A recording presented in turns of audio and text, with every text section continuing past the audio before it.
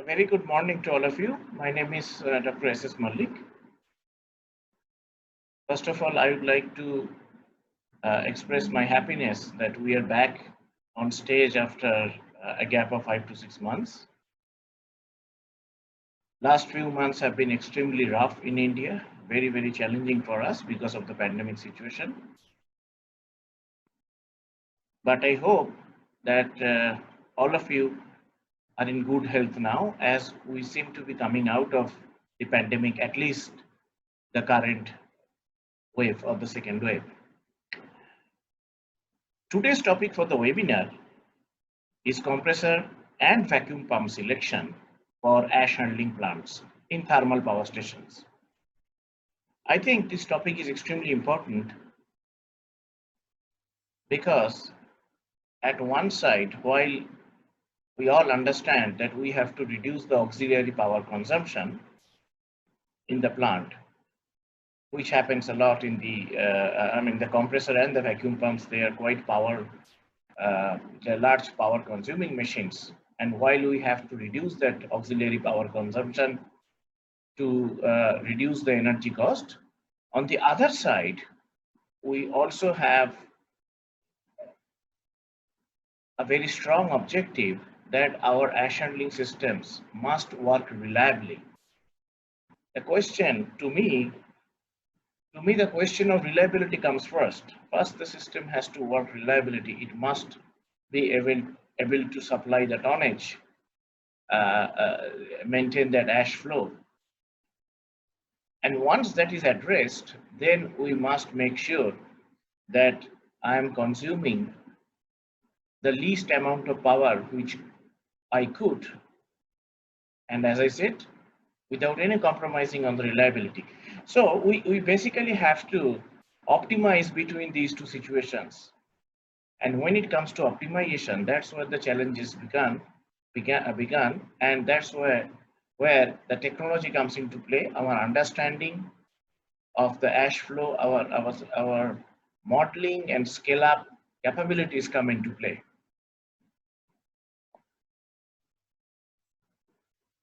Today, we are three persons who are going to be working as your resource persons, presenting our experience, sharing our experience and knowledge. My name is Dr. S.S. Malik. As I've already said, I'm Associate Professor at Thapar Institute of Engineering and Technology in the Department of Mechanical Engineering. And I'm one of the co-founders and director of Bulk Solids Innovation India, which is a startup located within the campus of Thapar Institute, Patiala. We'll talk about this much more later on. Over the years, I have conveyed several products. I think I have got experience of conveying 35 different types of fly ash. We also do a lot of flow property work at Thapar. My second speaker today is Professor Peter Wipich of University of Wollongong, Australia. Peter is also a director at International Solid Handling Research Institute, which is a center he has, I believe he has developed within the University of Wollongong, Australia. He has been a pioneer of dense phase pneumatic conveying technology in Australia, and he has also executed projects not only in Australia, outside Australia. Over 800 bulk solids handling projects he has done. He has carried out over a glorified 40 years of experience. Our third speaker would be Mr. D.S. Malik. He is also one of the directors of Bulk Solids Innovation India. Mr. Malik has more than 45 years of experience in DCPL as director, executive director, head of the department mechanical, and as general manager of DCIPS. He has worked in several ash handling projects, including that of NTPC state and private agencies. He is also a visiting professor of Jadavpur University, Kolkata. Our research strength is our laboratory at the Thapar Institute of Engineering and Technology. So this laboratory was developed in the year 2012 with the funding from Government of India. Subsequently, we received funding from NTPC. Also, we received in-kind support in the way of equipment from Granitools, Belgium. In our laboratory, we mainly work with pneumatic conveying, but as I said, we also do a lot of work on powder characterization and powder flowability. We do have pneumatic conveying dense phase pilot plant, pneumatic vacuum conveying pilot plant, fluidization deaeration tester, powder flow tester, hopper rigs, then several powder characterization tools, etc. We can certainly do powder testing and characterizations, system modeling, and of course, from time to time, we also share our knowledge with industry, which is extremely important as an academic that we communicate to industry and share our research findings to industry. These are some of the pictures taken from our laboratory. On the left-hand side, you have the pneumatic conveying test rig. On the extreme left, you can see the vacuum conveying rig. We have a double loop system, but that's not for vacuum, for pressure, which is on the right-hand side. We can convey powders at a very high tonnage. We have gone up to about 60 to 70 tons per hour for fly ash, little finer fly ash.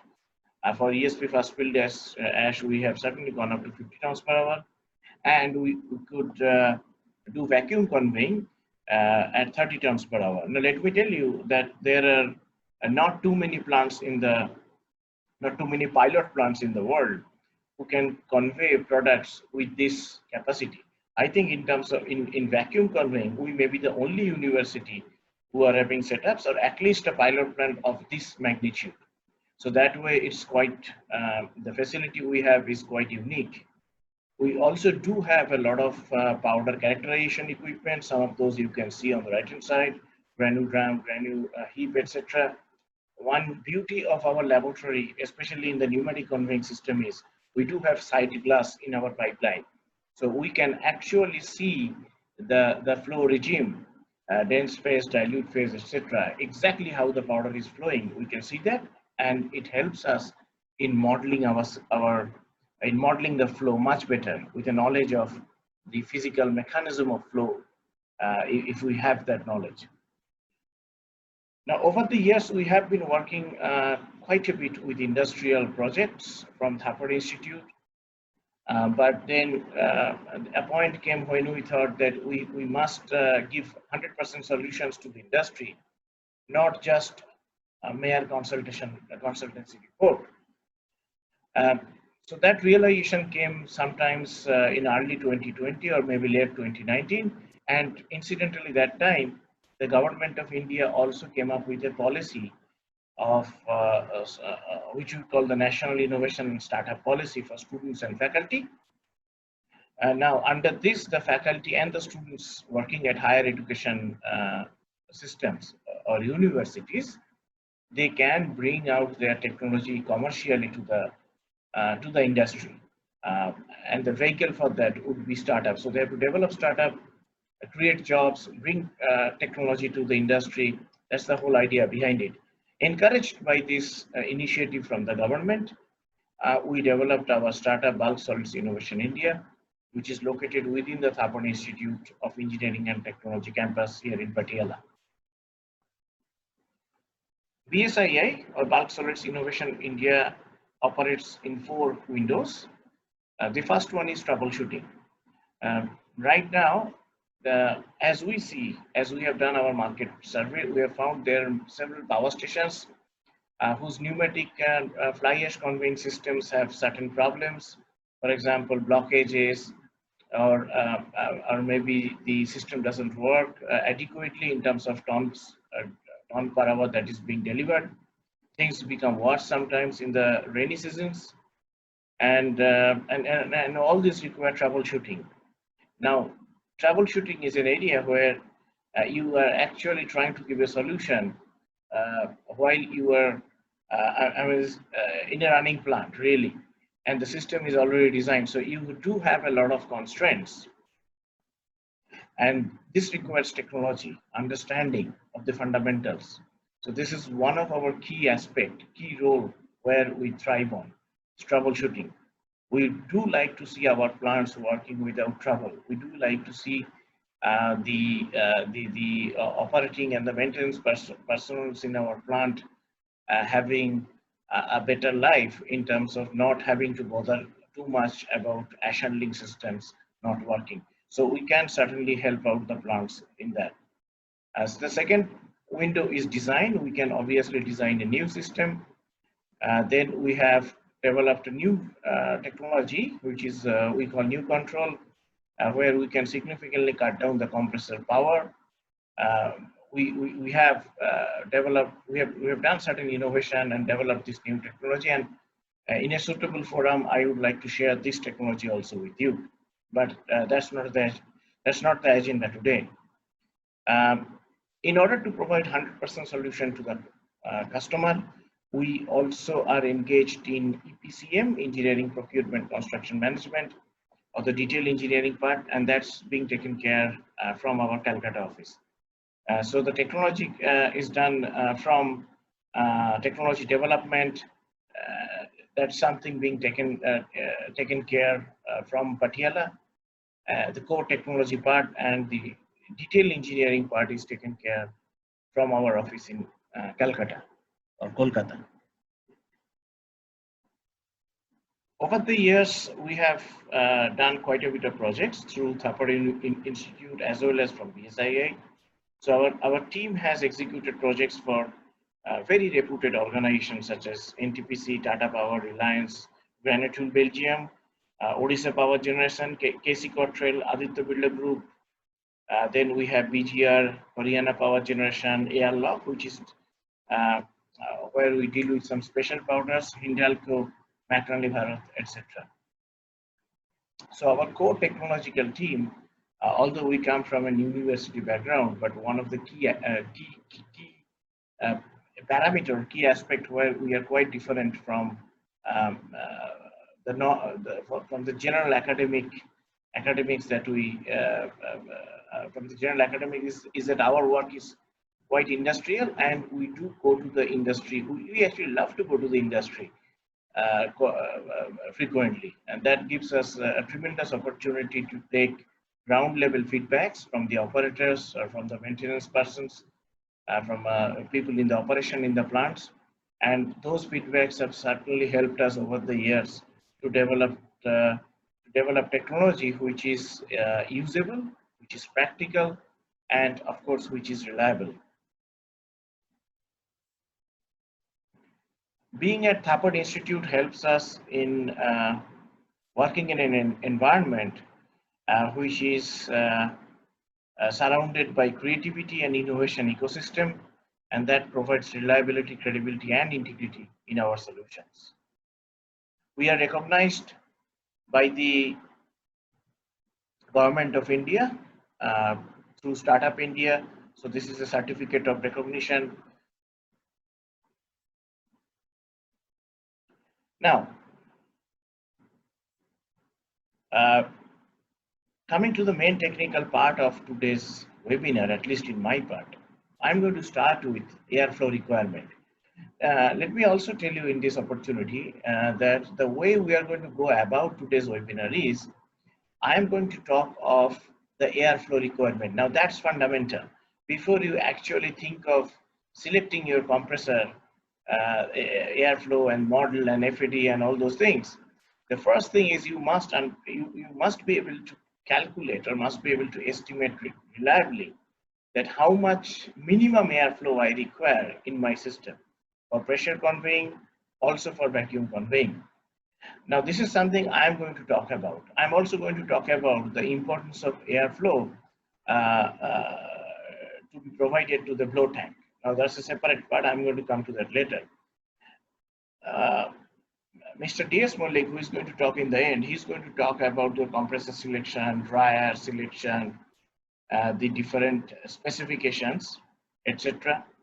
Professor Peter Wipich, who is going to present after me, now he is going to make a nice balance between the technology part and the practical part.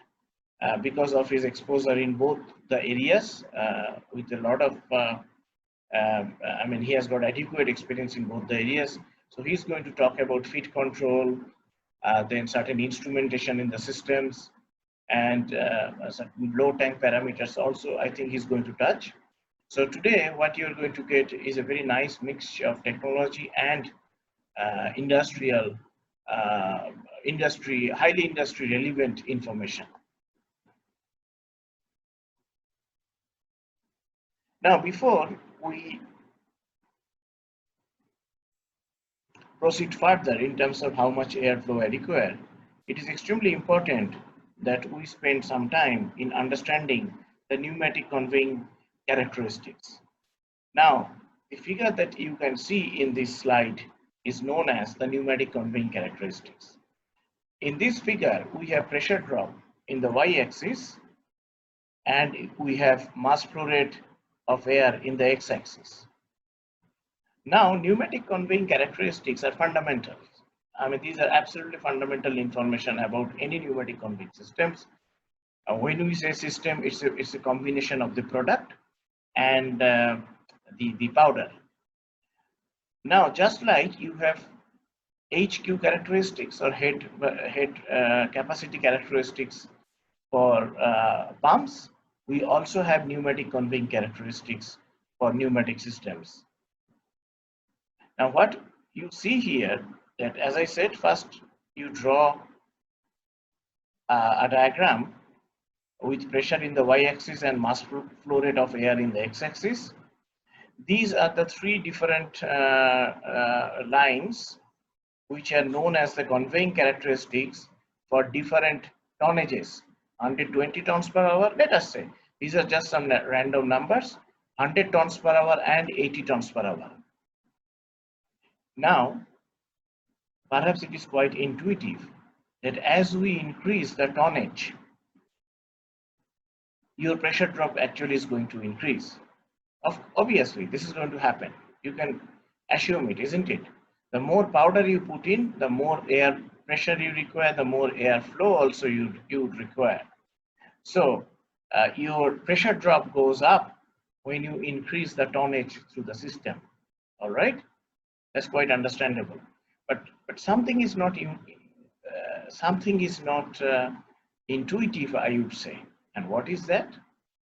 The nature of the curve. Now, what you see here, the nature of the curve is actually something like a U-shaped curve.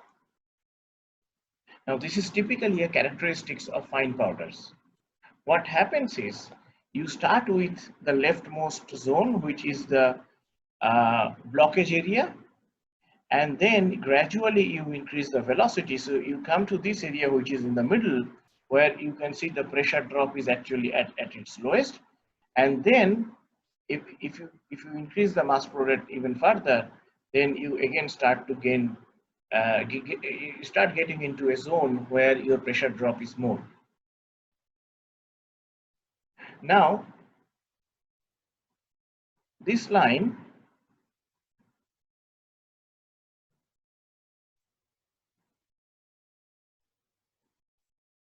let me just have the pointer. Yeah.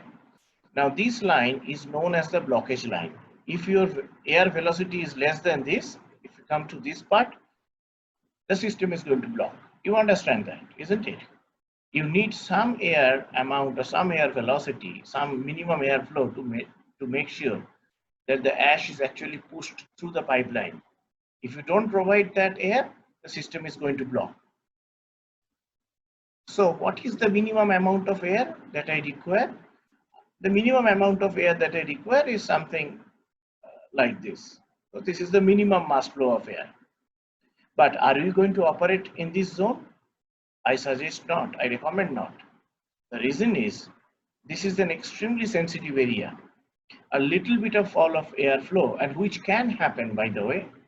Say, for example, the moment the ash comes in the line, instantly there is a loss of airflow. And then as the flow becomes more and more steady in the line, the flow develops, your airflow also picks up. Now you certainly don't want to operate where you are actually on the edge. A little bit drop of airflow can actually block the system. So don't operate there. Most of our systems in a well-designed system, most of us, we actually operate in this zone, which is what I call is the reliable conveying zone. That means here the airflow is not too less that a little bit of further lowering would be causing a blockage. It's also not too high where you are just unnecessarily pumping extra air. So this is something in the middle, and this is what we call the medium phase zone, and this is where most of your fly ash systems operate or should operate.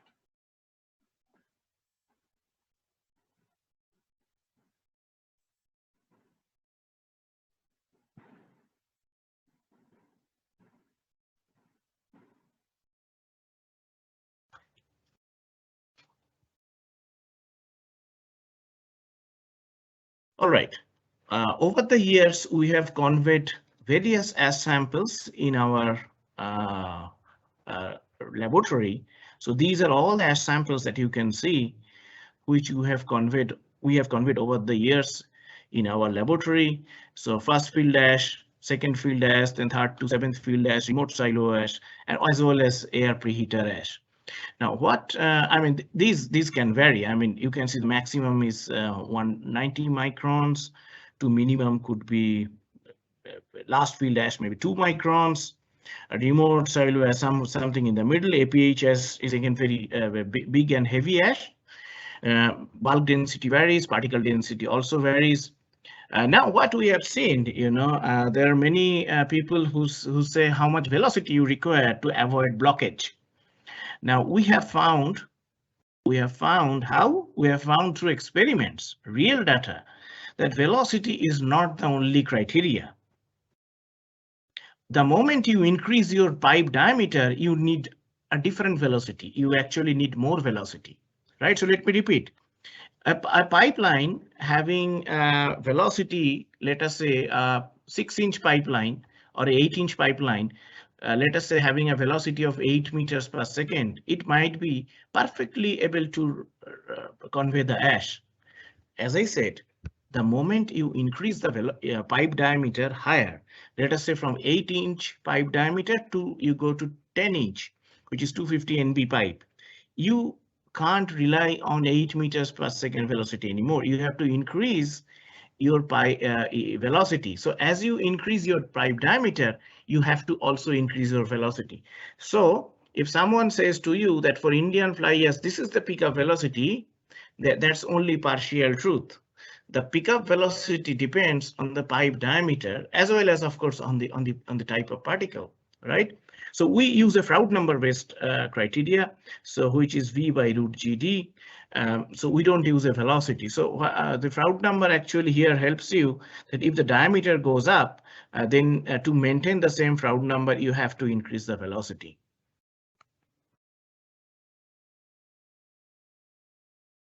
Now this is all pressure conveying. What we have found that if it is ESP first field ash, the reliable Froude number is Froude number 627. So if you know your diameter, you can multiply this Froude number with square root of G, which is 9.8, and D. So let us say if it is a 250 diameter pipe, so that's 0.25 in SI, and you get your velocity that you require. With second field ash, you need a little bit of less velocity. Again, third to seventh field, less velocity or less Froude number, by the way. And same with remote silo ash. So if it is ESP first field ash, you require a Froude number, starting Froude number at the bottom of the blow tank as 6 to 7, and with other ash, it's 5 to 6. Now, after pressure conveying, we also did a lot of work on vacuum conveying. As I said, we are one of the, perhaps we are the only university in the world who has a vacuum conveying test rig, and which is capable of giving 30 tons per hour flow. So in the vacuum, we have seen the reliable Froude number would be, if it is fast field dash, you need higher velocity, higher Froude number, 12 to 14. Second field dash, 10 to 12. And then subsequently again 10 to 12. By the way, APH ash is very heavy. It has a lot of tendency of flooding the line because it's heavy and big. and you need much more higher velocity in that. So we have seen it's 18 to 20. Yes, with certain ash, it might be little less, let's say it's 16, but then when you design and you don't have that information priorly with you, that what's the quality of ash, I go with 18 to 20.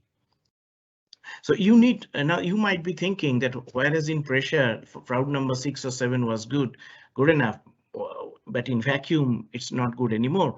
And the reason for that is in vacuum, the air density is much lower. The air is thinner. You have to understand it is the density of air multiplied by the velocity of air. So it's kind of like a momentum. Now, if your air is thin, to compensate for the density, you need more velocity of air, and that's precisely why that in vacuum you need more Froude number. Now, a very interesting thing I want to talk to, which is we sometimes think the more the merrier. I need something of this amount. Okay, I put some margin. That's good, but it's not always true for pneumatic conveying systems with fine powders. So let me just focus on here. So let us say you want a system to be designed and a compressor to be selected that you are able to convey 120 tons per hour of ash reliably. And this is going to be the airflow that is required. So this is the line, you see the U-shaped line, the curved line. This is the line corresponding to 120 tons per hour.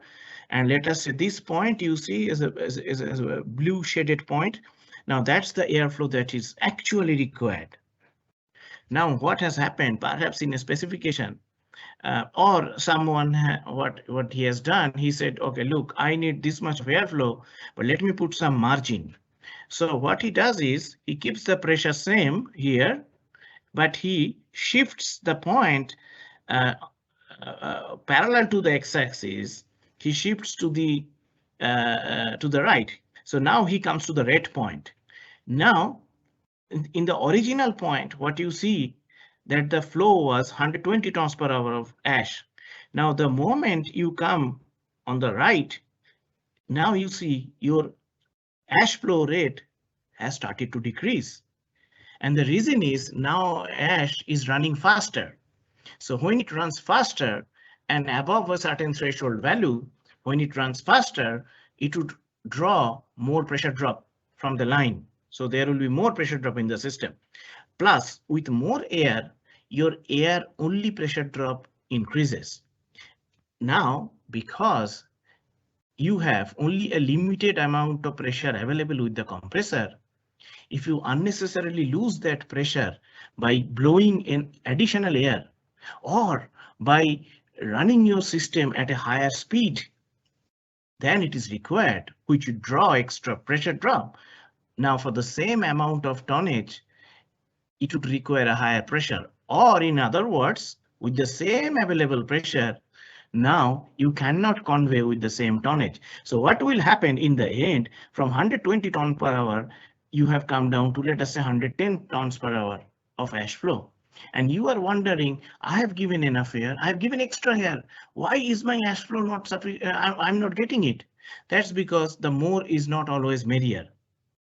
So you should not add unnecessarily design margins. Of course, you have to give some design margin and some practical margins also, because there could be certain leakage, certain air loss from here and there. And you don't design, as I said, right on the blockage. So you design on the reliable boundary, but you don't give unnecessary margin on the airflow.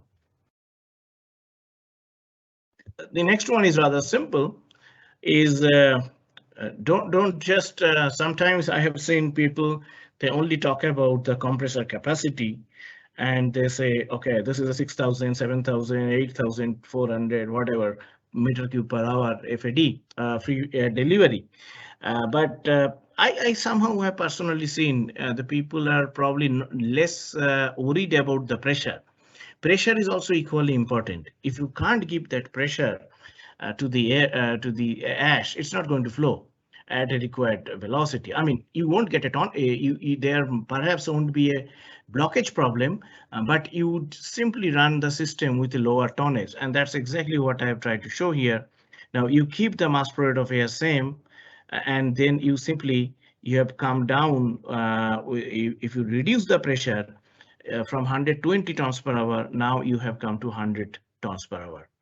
So also look for compressor pressure, not just the flow. All right, so this is an interesting case study where this is about a vacuum pump. And now I'm not going to go through every number, but I'm going to give you the gist of it.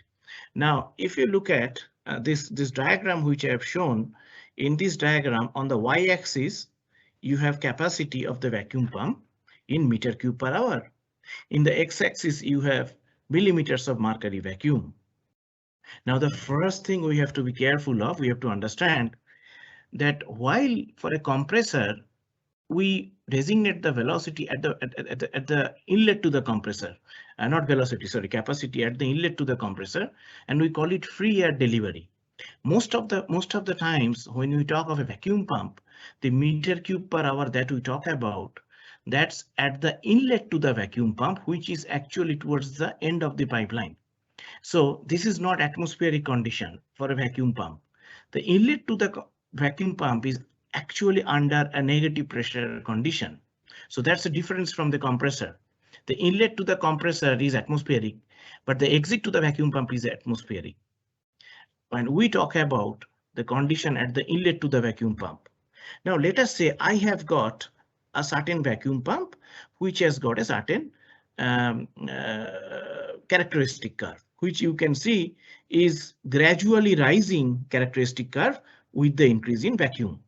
Now let us say originally I was at the blue shaded point, right? So my system has been designed for 350 millimeter mercury vacuum and 3830 meter cube per hour airflow, right? Now what has happened that perhaps some extra ash has come, maybe the feeding was not good, or maybe the ash has become very coarse. You have started to get a blockage, or maybe your airflow was low in the first place. So you have started to get a blockage in the vacuum line. Now, when you get a blockage in the vacuum line, instantly the vacuum rises. So let us say now your vacuum from 350 millimeter mercury, it has gone to 400. So now we have come to a new point, which is here. Now, if you look at the flow, you see the flow has become 4000 meter cube per hour. I have seen people not realizing the threat because of this. They think, okay, there's not too much of difference in the flow. In fact, the flow has increased.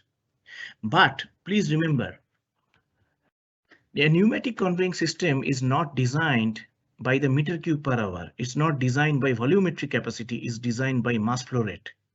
It's the mass flow of air which is very important, not necessarily the volumetric flow of air, because it's not just the volume, it's the volume into the density of air which is going to push the powders along. Now what happens is the moment your vacuum increases from 350 to 400, there is a massive loss of air density. And if you put those numbers in, your original airflow in terms of kg per second was 0.67 kg per second. And now because of the line blockage, your kg per second has decreased to 0.59. Which is, to be honest, about 12, I think about 12% reduction in velocity, or sorry, mass flow rate of air. And when that happens, when the mass flow rate of air drops by so much, what's going to happen? You get further vacuum, further blockage, further vacuum, further reduction in mass flow rate of air. So you have a rapid loss of density and it becomes cumulative. Thankfully, of course, the vacuum system is somewhat self-cleaning, but that process takes time and you lose your tonnage, right? So you really have to interpret these curves properly. You have to consider mass flow rate of air, calculate the air density, multiply by the flow, and see the real effect. If you just see, compare the red and the green one, 3,800 to 4,000, apparently it's an increment in flow, but actually it's a decrease in mass flow rate of air. So interpreting that vacuum curves is very, very important.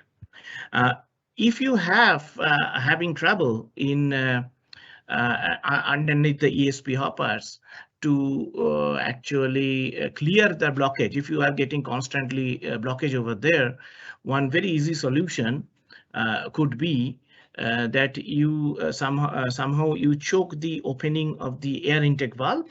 So when you choke the opening of the air intake valve, you get extra vacuum in the line. And as a result, the air velocity increases because of the expansion of air. So by the time the air reaches, let us say under the fast field vacuum, fast field hopper, you might get a vacuum of, you will be surprised, you might get a vacuum of around 100 to 120 millimeter of mercury in that short span of distance. Maybe around 50-60 meters. I can't remember exactly, but something like that. And but of course, this is not a permanent solution because once you choke up this particular air intake valve setting, your vacuum in the line tends to go up. So that creates other problems. But if you don't have any immediate time to rectify the issue, I mean, this is one thing you could do. So you increase the vacuum in the line, so you get more pickup velocity at the bottom of the ESP hopper. Now I'm coming to the second part of my presentation, which is extremely important. I personally believe very simple things you can increase the tonnage in the plant, but many people don't realize it. Preventing blockage is not the only incentive. Giving air is not just to prevent blockage. If you don't give enough air, your tonnage is also going to be compromised. Now, why it happens, let me tell you. Now you see in this diagram, from the right hand side, the air is coming from the transport air compressor. And what happens is you have a tapping point from where compressed air in the plant, a portion goes as a conveying air, so that's not a problem. A portion goes as a top air, which you also call perhaps equalization air, and a portion comes in the fluidizing line to fluidize the powders. Now the airflow that is going to go to the top air and fluidizing air, the air you are putting in the blow tank, please remember this, the air you are going to put in the blow tank, this is very, very important. The more amount of air you put in the blow tank up to a certain limit, this is going to increase the tonnage. How? You have to understand, a lot of people say, ash is not getting transported in the line. We are getting low capacity in the line. But for 120 tons per hour ash to be transported, first 120 tons per hour of ash must be fed by the blow tank to the line. If the blow tank is only feeding 70 tons per hour ash in the blow tank, in the line, transport air line, I mean, what the transport air line is going to do? It will only convey, if you have enough air flow and pressure, it can only convey whatever has been fed in the line. As I said, more air you give in the fluidization and top air combination, within a certain, up to a certain limit, the tonnage actually increases. Now this whole business of taking a tapping and supplying air to the blow tank, or you call perhaps airlock vessel, the amount of air that goes to these vessels is in proportion to the amount of total air you are pumping from the compressor. So if the compressor has less capacity, less air is going to the blow tank and less push you can give to the to the ash for it to come down. So blow tank optimization is extremely important. As I said, you have to have a larger compressor or sufficiently sized compressor so that you are able to push more air into the blow tank, which is going to push more ash into the line. This part I'm going to very quickly go through. You need a right combination between these three airs. Now this is a slide I explained in detail in my feeder webinar, but I'm not going to talk much here. But I have already told you the most important part is blow tank aeration is so important. You have to maintain that combination, give enough air in the blow tank up to a certain limit so that ash comes down. My colleague, Professor Peter Wipich, is going to speak much on this, perhaps that the importance of different fluidizing pads. You do need proper fluidizing pads in the blow tank so that you are able to fluidize the ash properly. That's very, very important.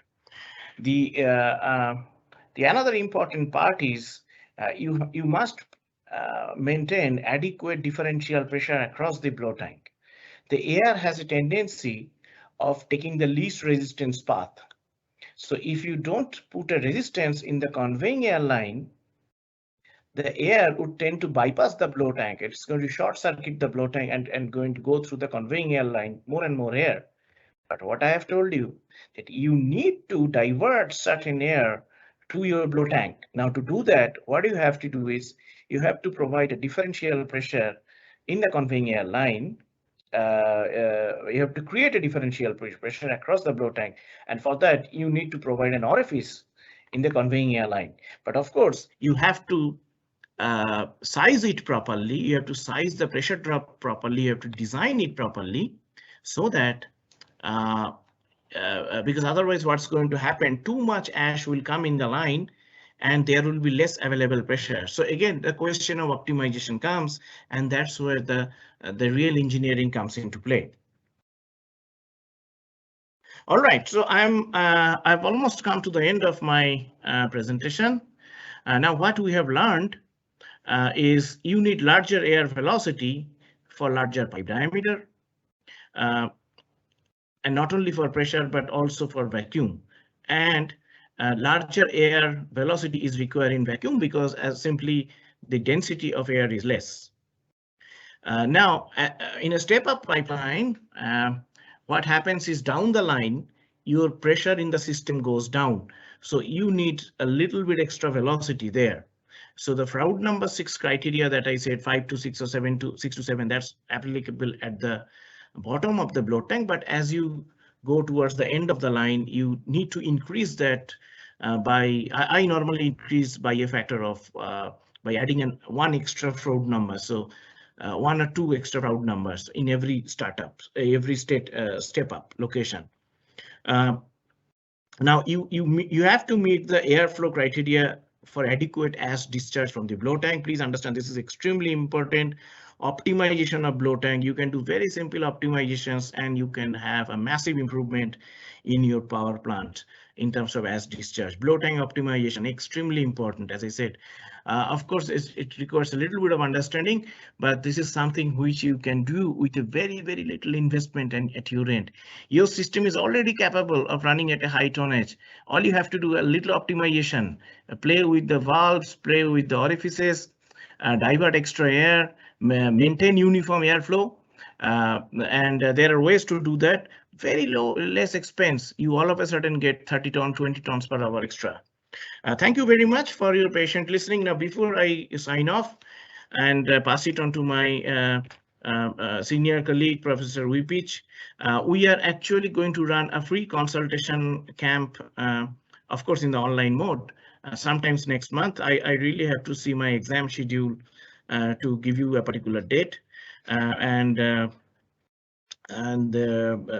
what we are going to do is we'll send you an email. If you want to consult us something, we'll have this as a half-a-day event. If you want to consult something on a private one-to-one basis, you need to just drop an email and give us some idea priorly that what's the issue in your plant. And accordingly, we'll set up a particular panel for you, and you will be given sufficient time to discuss. And it's going to be on a first come first serve basis.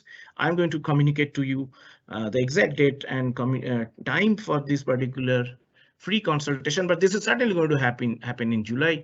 I'm just waiting for my examination and invigilation schedules, which are going to come up next week, and then I'm going to fix up a particular date with you. All right, so feel free to consult us. This is going to be one-to-one, and I hope you will get something back in this consultation. And thank you very much once again. I hope you have got some understanding of some interesting aspects. And with this, I'm now going to pass on to my colleague, Professor Peter Ruipich from University of Wollongong, Australia. Peter, welcome, and thank you very much for coming on Saturday. And it's probably sometimes late in the afternoon or evening in Australia. So it's nice to see you, and I'm just passing on the control to you so that you can upload your presentation. Thank you very much.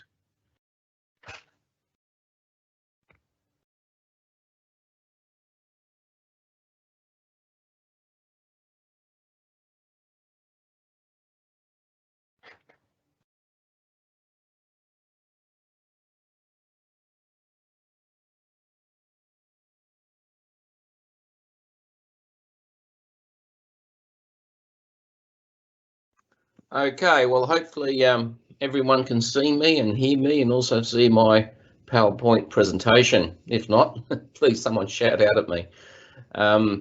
Anyway, welcome to this second part of the webinar.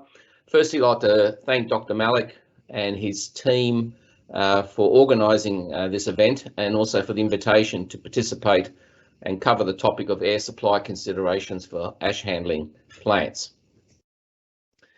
So in my sort of brief presentation here today, I'd like to talk a bit more about air supply specifications, because based on my experience, a lot of mistakes that have been made over the years are due to this simple fact that we don't get our specs right. So I'll talk a bit about that, and that includes a bit of terminology or jargon as well. And then I'll talk briefly about air supply plant layout. And of course, we'll have to have some equations to make it look credible. Air receivers is a topic that's probably not covered quite often. They're can be quite an important piece of equipment in your air supply plant. And so I'd like to sort of ask the questions or answer the questions: why do we need them? And if we do need them, where should they be located, and how should they be sized? So if I get time, I'll try and answer some of those questions. It is written up in the text. If I don't get time, you can read it for yourself later on. And as Dr. Malik mentioned, we'd like to emphasise the importance of blow tank aeration design and operation, such as airflow control and distribution, because this can certainly have a significant effect on your transport efficiency and hence compressor sizing. So I'll talk briefly about that, and I'm not sure if I'll get through all my topics on this area, but at least I'll make some introductions. And I have asked the organisers to circulate a case study on compressor sizing that I was involved with many years ago, end up in a court case, very expensive court case, and it touches on some of the issues that I'm raising during my talk. So I'd like to make sure I get some time to present that. Now, just to emphasise the scope of my presentation, I will be covering compressors only. My colleagues, Dr. Malik and Mr. Malik, they'll be covering vacuum pumps, I think, quite adequately. So I only have time to really touch on compressors themselves. All right, so let's move on to compressors. So compressors, there are many different types out there, makes and models, etc. So generally, for the ash handling plants, you will see either single stage compressors such as this one. So you can see here the compressor element here, the orange coloured piece of equipment, and the rest of it should be fairly straightforward to most people, like inlet filter, silencer, your drive motor at the back there, and your discharge silencers as well. Not shown here is usually there's a pressure relief valve, and there are other bits and pieces too that are on the equipment. But these are quite common. These are single stage compressors. The outlet pressure can vary anywhere from 150 kilopascals gauge up to maybe, I think the maximum I've seen is about 350. All right, then the other type of compressor you see out there, you probably see more of these in ash handling plants in Australia as opposed to India, but you will see some of these out there as well. And these are what we'd call packaged or high pressure compressors. They can comprise multi-stage compressor elements, and I've just highlighted some of the key features here in this particular package compressor. So you can see the compressor element here highlighted. There's also here we have a regulation system, and this is an option that's available for, well, certainly is featured on multi-stage compressors or high pressure compressors, and this generally comprises a load-unload cycle. So the main difference with this type of compressor compared to the previous single stage unit is with the multi-stage compressor with regulation system, you can actually throttle the flow control or flow rate out of the compressor. You can even turn it off and the compressor can remain running because it will go through a blowdown or unloading cycle. And I'll talk about a bit more about this later on. And with these packaged compressors, you can actually buy them with an onboard refrigerant dryer or desiccant dryer, as the case may require. So you'll get these sort of more high pressure compressors out there as a packaged unit, and becoming more popular are the variable speed drive compressors. So I'll talk briefly about these different types of compressor during my presentation. So these ones too will ramp up and down depending on demand. And they, from I suppose from a power consumption and efficiency perspective, you'll get the best results with a variable speed drive compressor, depending on your airflow demands, and particularly if they vary. So I did promise some equations for you. So the continuity equation is the air mass flow rate, MF, times your air density, rho F, times your velocity of air, times your cross-sectional area of your pipeline. So if this is for a conveying pipeline, that's the equation you would use. In general, VA is your volumetric flow rate. So mass flow of air in kilos per second is your air density in kilograms per cubic meter times your volumetric flow rate in cubic meters per second. Now, when you're operating a pneumatic conveying system and you achieve a steady state condition, so where your tonnage is constant, your pressure drops are constant, then the mass flow of air through that system is constant. So at any point number 1 in the system, the product of density and volumetric flow rate is constant. So at point number 1, rho Q equals rho Q at point number 2. Now, point 1 could be the inlet of the pipeline, point 2 could be the exit, point 1 could be the inlet of the air mover, and point 2 could be any other point in the system. And that's assuming, of course, you have no leaks in the system. So as long as you don't lose any air anywhere, and if it's all properly sealed up, your flanges, etc., then your mass flow of air through the system is constant. Now, pneumatic conveying things change all the time, but at least this is one parameter we can work being a constant, and I like to keep things simple in life where things are generally constant. Anyway, the other equation that we need so we can use the continuity equation is the ideal gas law.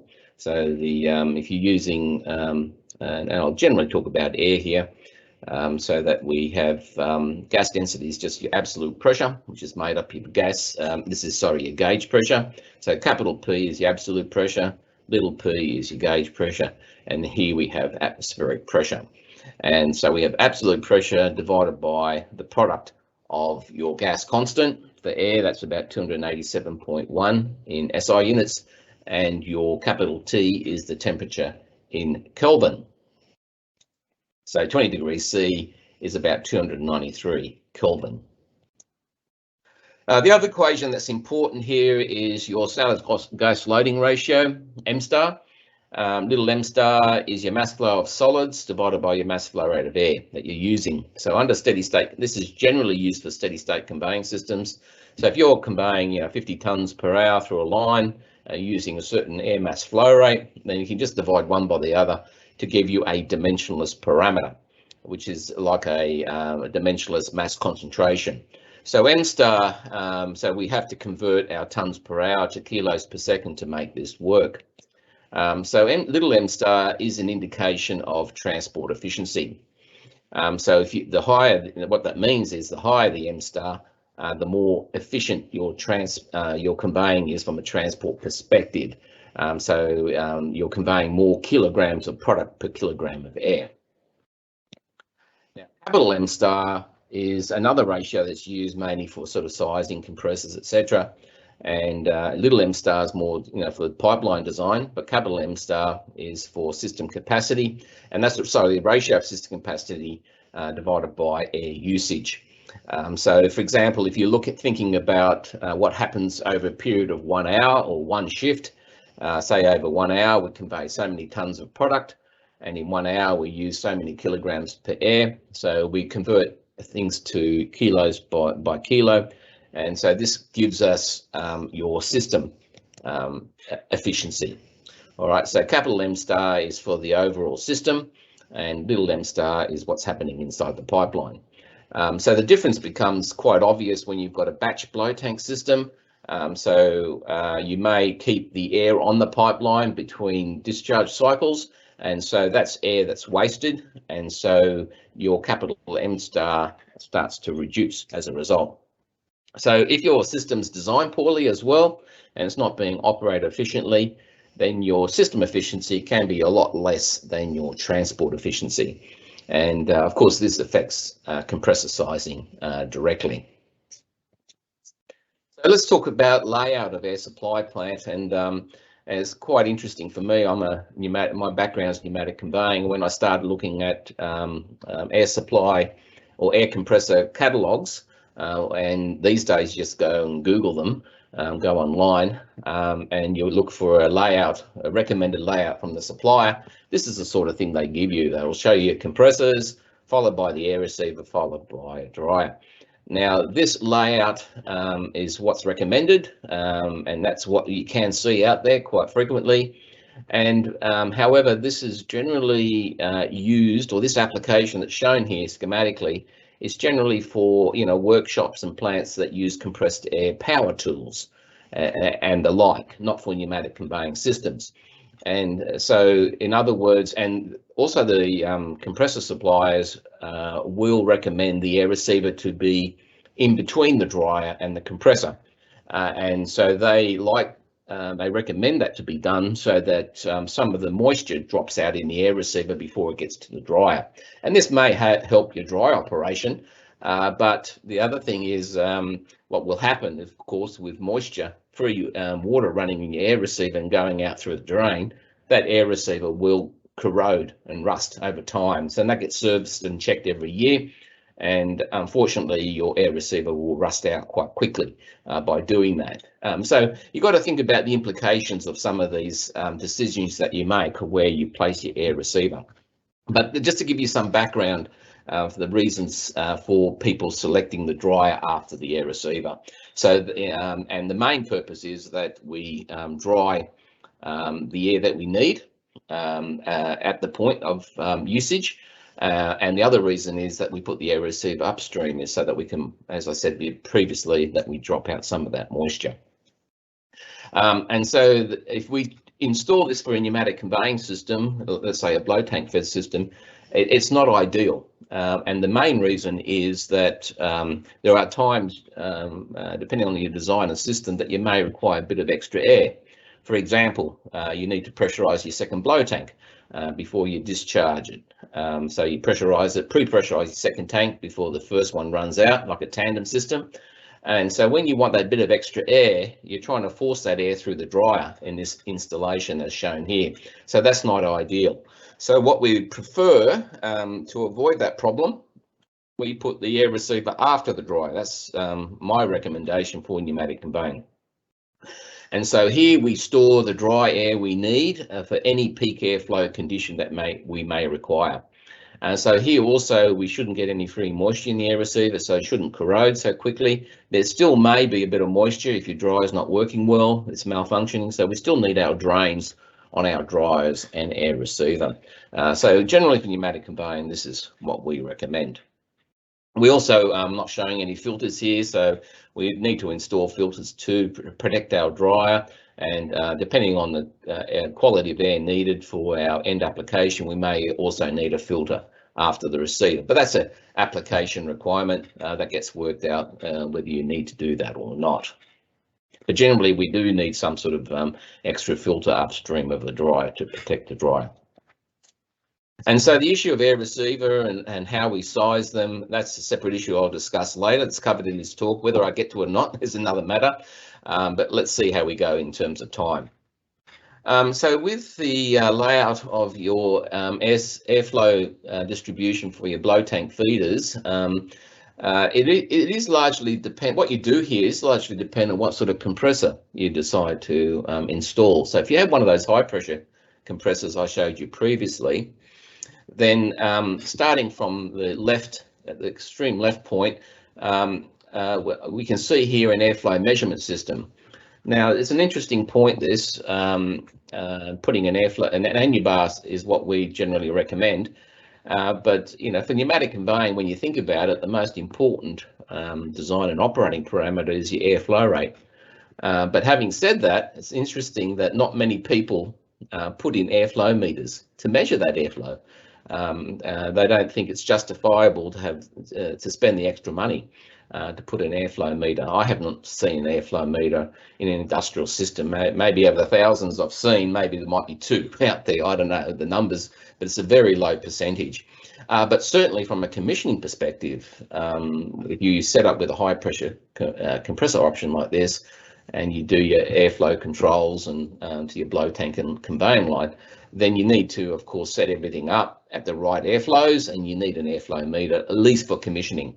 And so, you know, you can see the airflow meter here is connected with unions, and then we can, once we've finished commissioning, everything's set up properly, you know, we can isolate the system, take that airflow meter out and put a piece of pipe in there.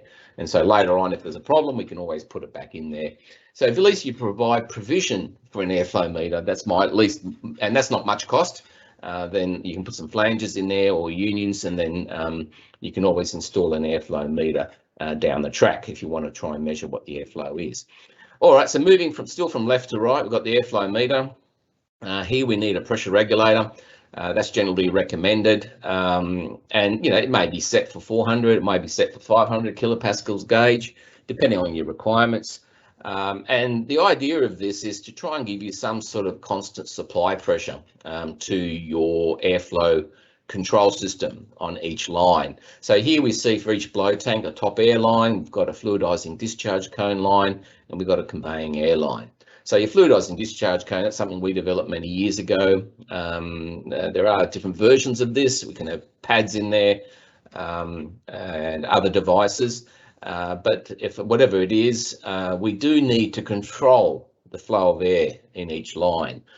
So as Dr. Malik mentioned earlier, this does affect your discharge rate and conveying rate capacity of your system.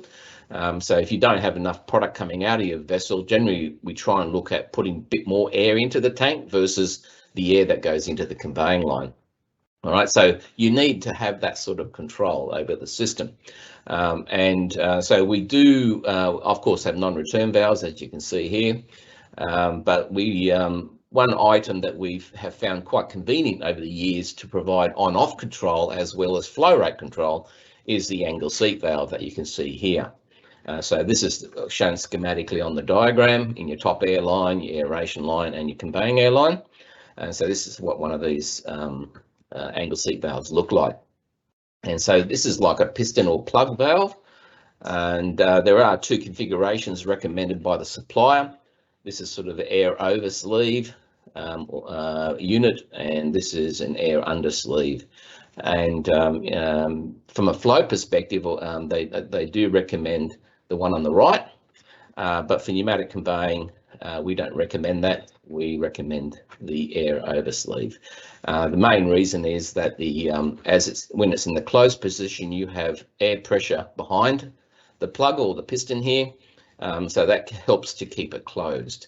And so to open that valve, you actually got to lift that up against air pressure, and that will help prevent dust particles getting back up into the workings of your airline. Anyway, it's my recommendation for you to install the valve in this condition, as you can see here. And the other thing that I recommend you look at is buying these angle seat valves with adjustable stroke. So you can see here we've got the yellow spindle shown, and there's a lock nut labelled number B. So once we have the position of our opening to give us the certain flow rate that we need, and we can do this all during commissioning, so we can measure with the NU bar what the airflow is that we need. And once it's correct, we can lock it in position. And so the thing opens up to that position every occasion. So it's a very useful valve. It's probably not as good as some other devices that you can use, such as sonic nozzles, and I'll talk about sonic nozzles a bit later on. But nonetheless, as from an industrial perspective, this is quite a convenient item of equipment. Now, the low compressor option is different. The layout to your blow tank has to be different. You can't do what we just did previously. So for this system here, we may or may not need an airflow meter, generally not, because with a single stage compressor, we need to use all the air that's delivered by the compressor. And so what we still have to, however, distribute that air to the top of the tank, to the fluidizing cone and the conveying air, as in the previous case. But we don't have the luxury of pressure drop in this situation. And generally, these compressors are selected with a very small margin. So we can't put, lots of orifice plates and things in the lines because the DP across those can be quite significant. So we have to be very careful, and I've highlighted the red arrows here where we need some sort of flow control on our various airlines. And the other thing you have to appreciate with this type of system, this plant layout, air supply plant layout, with the low pressure compressor, is that the flow through all these lines are all subsonic. So as your pressure changes in those lines, then the flow rate will change. With the previous system here, I forgot to mention that this is all set up to give you pseudo sonic conditions on these angle seat valves. So if you've got a sonic condition, that means that your air mass flow rate through that valve is constant as long as the supply pressure is constant, and that's the reason for the pressure regulator that you see here.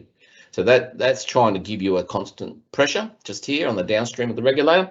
So if you, and that's the upstream or supply pressure for my pseudo sonic devices, my angle seat valves. And so the idea here is that you have a constant air mass flow rate through each line, irrespective of your downstream pressure. So you will, when you turn on the system and your downstream pressure is 0, then you will have that certain amount of airflow. And when you're operating at steady state, you still have that same mass flow of air. Now, to achieve that, you can't achieve that with this type of system, which is the more typical layout with single stage compressors. So you still usually have to, well, you of course need to have some form of airflow control on these lines. People generally put in some sort of gate valve or something, ball valve in there. Ball valves are not very good from a flow perspective. A globe valve is probably better. And so then the problem is, though, you can adjust it to what you need, but anyone walking along can fiddle with those valves, and so then it throws out the distribution of air to the system, and that can affect directly your discharge capacity of the blow tank. So it's a fairly complicated system, because if you change one thing, it affects everything else. And this is because the system is operating generally in subsonic conditions. So it's just some of the, it's a simpler system, but as a result, it can create those extra complications that, if you're not aware of, can directly affect your system capacity, and that of course has direct impact on your compressor capacity as well. Just moving on then, and if there's questions on that, well, I'm happy to entertain that a bit later on. The one key area too that we need to get right, so we don't get any problems, is to get our spec right on our air requirement. So how do we specify an air requirement in a process? So this might be our termination point in our contract for our supply of pneumatic conveying system, or whatever the case may be. So generally, yes, pressure we need to specify at this point in the system, and the units that we have available are quite numerous depending which country you come from. We can talk about bars. They generally can be in gauge or absolute units. We can have KPAs, kilopascals, and also from the US, PSI, pounds per square inch, in gauge or absolute units. And I always like specifying gauge or absolute, because there's then no confusion or ambiguity about what those pressure units are. Flow rate is probably even more choices available. We can have mass flow rate in kilos per second or kilos per hour. We can have volumetric flow rates, cubic meters per second, per minute, per hour, at a certain density, which is in kilograms per cubic meter. In the imperial system, we have CFM, cubic feet per minute. That's quite often quoted. Only a small number of people will quote standard cubic feet per minute or actual cubic feet per minute. And this is something we do certainly recommend. If we talk about volumetric flow rate, we give the volume units, but we also need to specify the corresponding pressure and temperature or air density. And something that gets a bit closer to that in the metric system is standard cubic meters per minute or normal cubic meters per minute. But we have to be careful here because a standard cubic meter per minute in Australia is different than a standard cubic meter per minute in the UK. Because here in Australia we use 20 degrees C, in the UK they use 15 degrees C. In Germany they use 0 degrees C. I guess it's colder over there. I don't know, but that's a normal cubic meter per minute. So you can see this confusion already, depending on how you specify it, depending on what system, which country. The easiest thing to do is to specify your number, cubic meters per minute, whatever, at a certain pressure and temperature. Whatever that volume flow rate is at that operating condition. And then there's no confusion. Temperatures are less choices. It's generally degrees C or Kelvin, and in imperial, Fahrenheit or Rankine. All right, so how do suppliers specify compressors? Well, if you ask someone what's that rating, they might say, oh, well, that's 20 cubic meters per minute at 7 bar, as an example. All right, okay.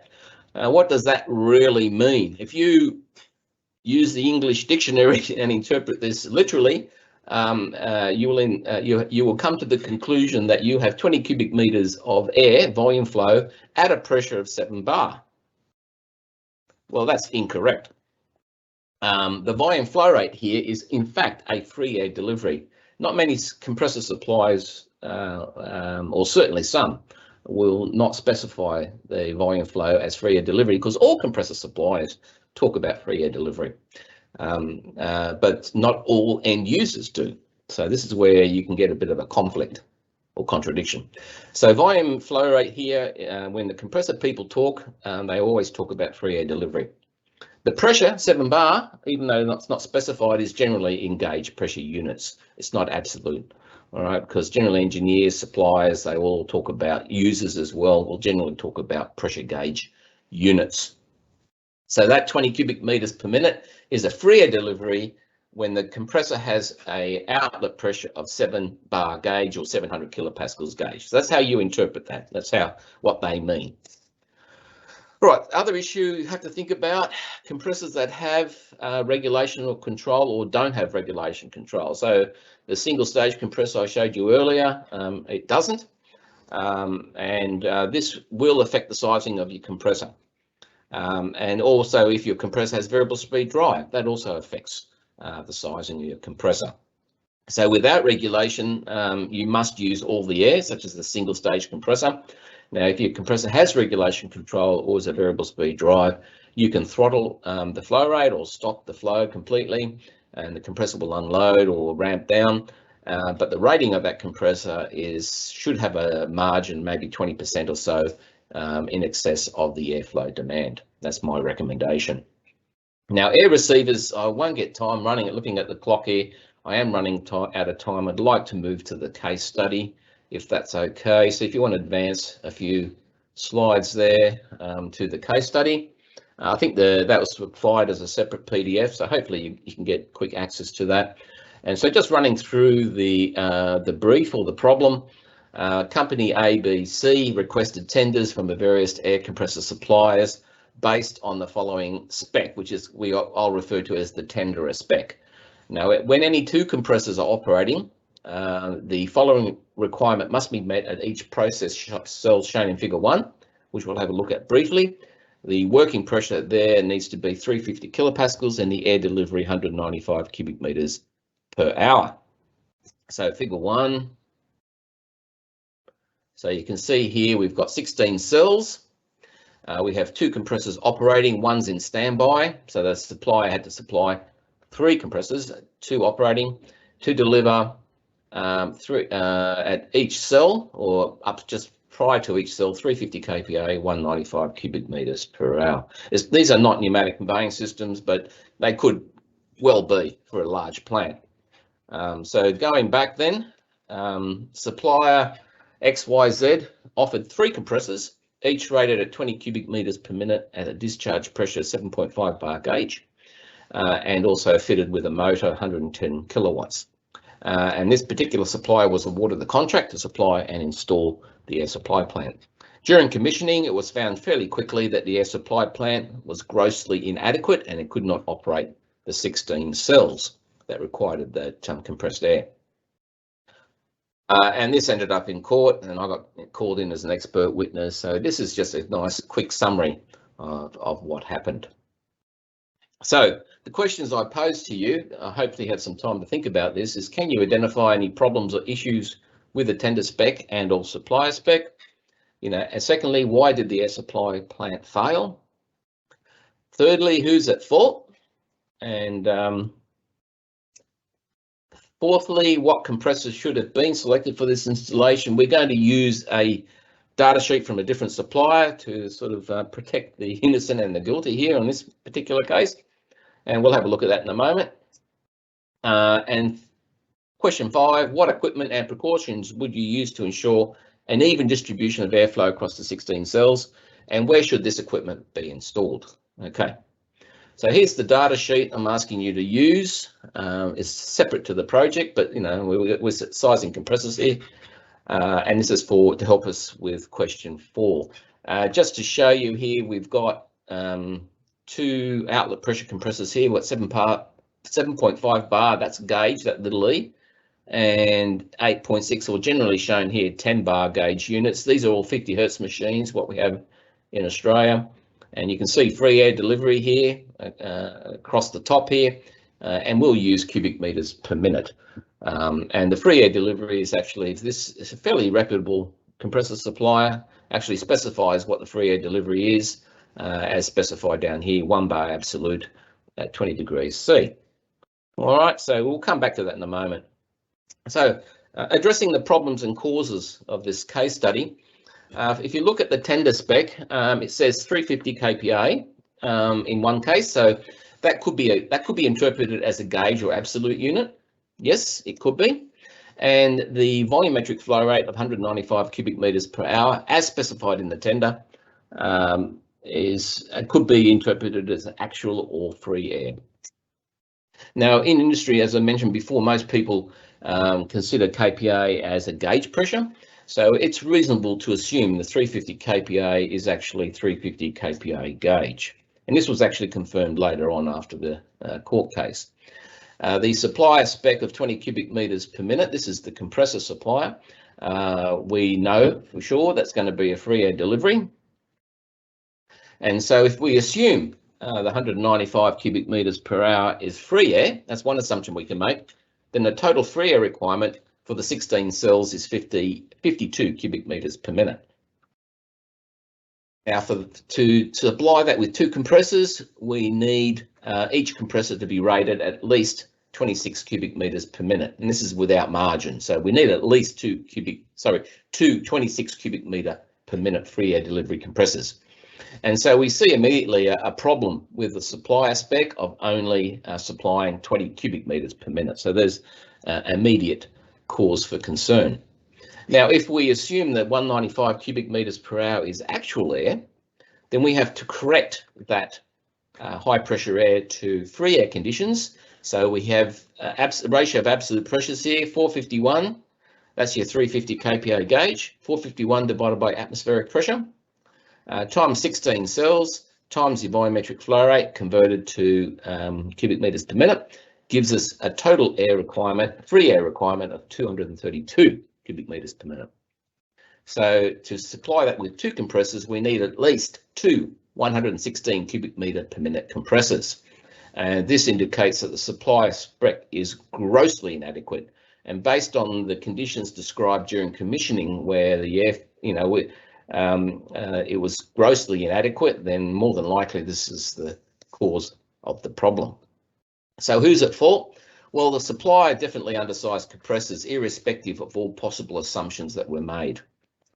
The tenderer was also partly at fault by providing an ambiguous specification. However, The supplier is considered, certainly in the courtroom, is considered here as the compressed air expert, and they should have confirmed any doubts or issues such as this with the client before supply. And so the supplier was, and in the end result of that court case, the supplier was found to be at fault, and they made some errors, and they were proven to be negligent. And unfortunately, as a result of all this, they actually do supply some good products, but they went out of business.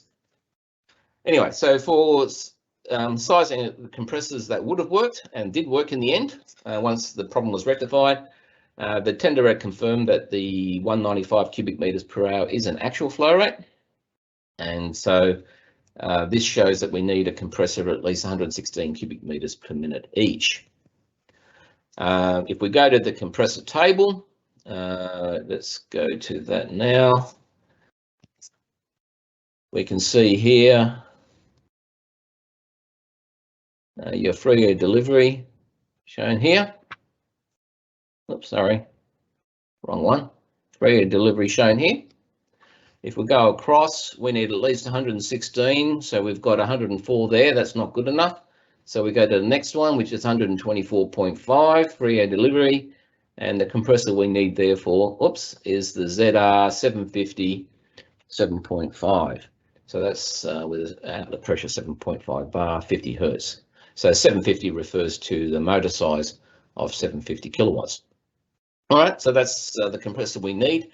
So in answering question 5 quickly, so we've got two ZR 750s installed here. Here down the bottom, we've got the standby compressor. And so in terms of how we would design the air supply plant, so we need, these compressors will provide a maximum of 750 kPa, which is more than enough to supply the 350 at the cells. And we generally recommend a large diameter header to minimize losses. It's a very large plant. So non-return valves generally are fitted with the compressors, and of course we have on-off valves for emergencies. And so these two here, the top ones, are operating. Next thing we put in there is a filter drain and a pressure regulator. We need to work out or do some calcs to work out the ideal value of our supply pressure for our airflow control system. Now to do that, we need on-off valves, of course, for the cells. So if something goes wrong in one of the cells, we can turn that off quickly.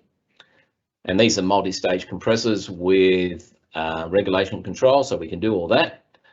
We put sonic nozzles. We recommend sonic nozzles to be installed in each line. And so that we require the pressure at this point to be 350 kilopascals gauge. And so as I mentioned before, sonic nozzles will give you a constant air mass flow rate as long as the supply pressure is constant, and that's what this pressure regulator will do. So at each cell, we need a volumetric flow rate 195 cubic meters per hour at that pressure and temperature. We do a quick calculation using our continuity equation, which I showed you earlier. So we can see we need 0.29 kilos per second at each cell. And then all we need to know, we've got all the parameters we need. We go off and design a sonic nozzle to achieve that mass flow rate, and that will determine what our supply pressure needs to be. And we have got some extra losses there due to the header and the fittings here, the T-piece. We can allow 10 kPa or something like that for that. And then we can set up our regulator to give us that pressure we need. So then the system will automatically give you a constant airflow to each cell, in fact, irrespective of what the operating pressure of the cell needs to be.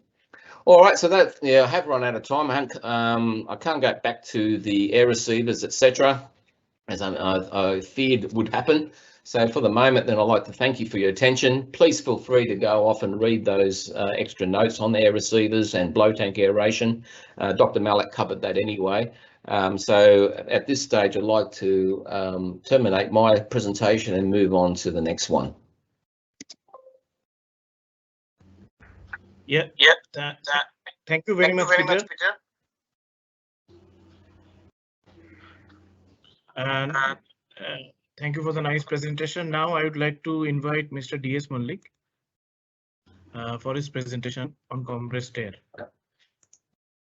So Mr. Malik, you can start now. Okay. Good morning, everybody. You had some discussion about how to find out the calculated air quantity for ash flow. Dr. Waipik has also given you some understanding that how to specify the compressed air equipment. And what I will do that I will give you a general guideline of compressed air. And the various types of compressed air equipment, delivering equipment which is available in the market, which we should take, and then carry on with requirement of air drying plant at all in the transport air compressor, and then we'll make some difference where we'll understand the difference between dew point, that there are various nomenclatures used: atmospheric dew point, pressure dew point, which are they, and what are the relationship between all these things, because it's very important to understand the dew point factor, particularly in India, where you have a lot of humidity in the atmosphere and lot of rainfalls during the rainy season. So this is all what we'll be discussing, and we'll have some short description about vacuum pump. And now to start with, now why do you need compressed air? Compressed air has many utilities. Uh, can you please show? Hello. The compressed air has many utilities, and you know that it's used for instrumentation purpose. It's used for power service.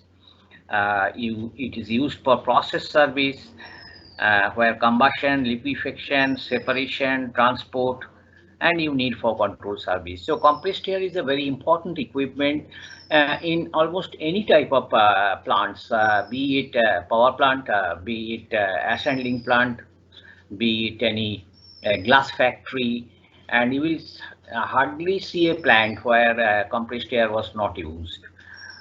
So we need to have some good idea about compressed air delivery equipment. Next one, please.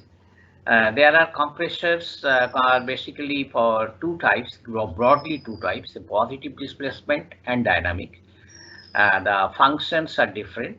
In positive displacement, as the name suggests, that there is been positively, it is being thrown into the say a piston is moving into the cylinder, or some screw is pushing the air.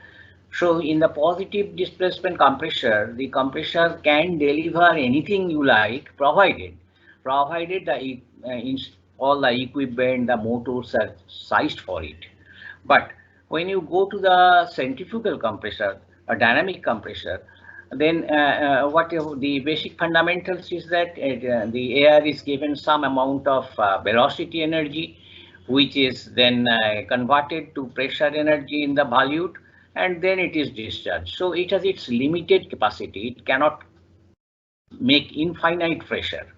So depending upon the QH characteristics, it has a definite highest pressure in the pump. We call it shut-off area, shut-off head. In anything like it's like that. In dynamic, you will, in positive displacement, you will have many types of compressors, like reciprocating compressors, liquid vane compressors, screw type compressors, vacuum pump compressors. In dynamic, you have centrifugal and axial. So these are the broad varieties of the compressors that's available in the market. And can you please next one, please? And depending upon your requirement of Q, I think it is too small to read really, but okay. In the next slide, it will be quite evident. Depending on the requirement, you have to select that what type of compressor you have to take. If the flow rate is huge, say 1 lakh meter cube per hour, and H requirement is say 2 bar, 3 bar, possibly axial flow compressor is a very good choice.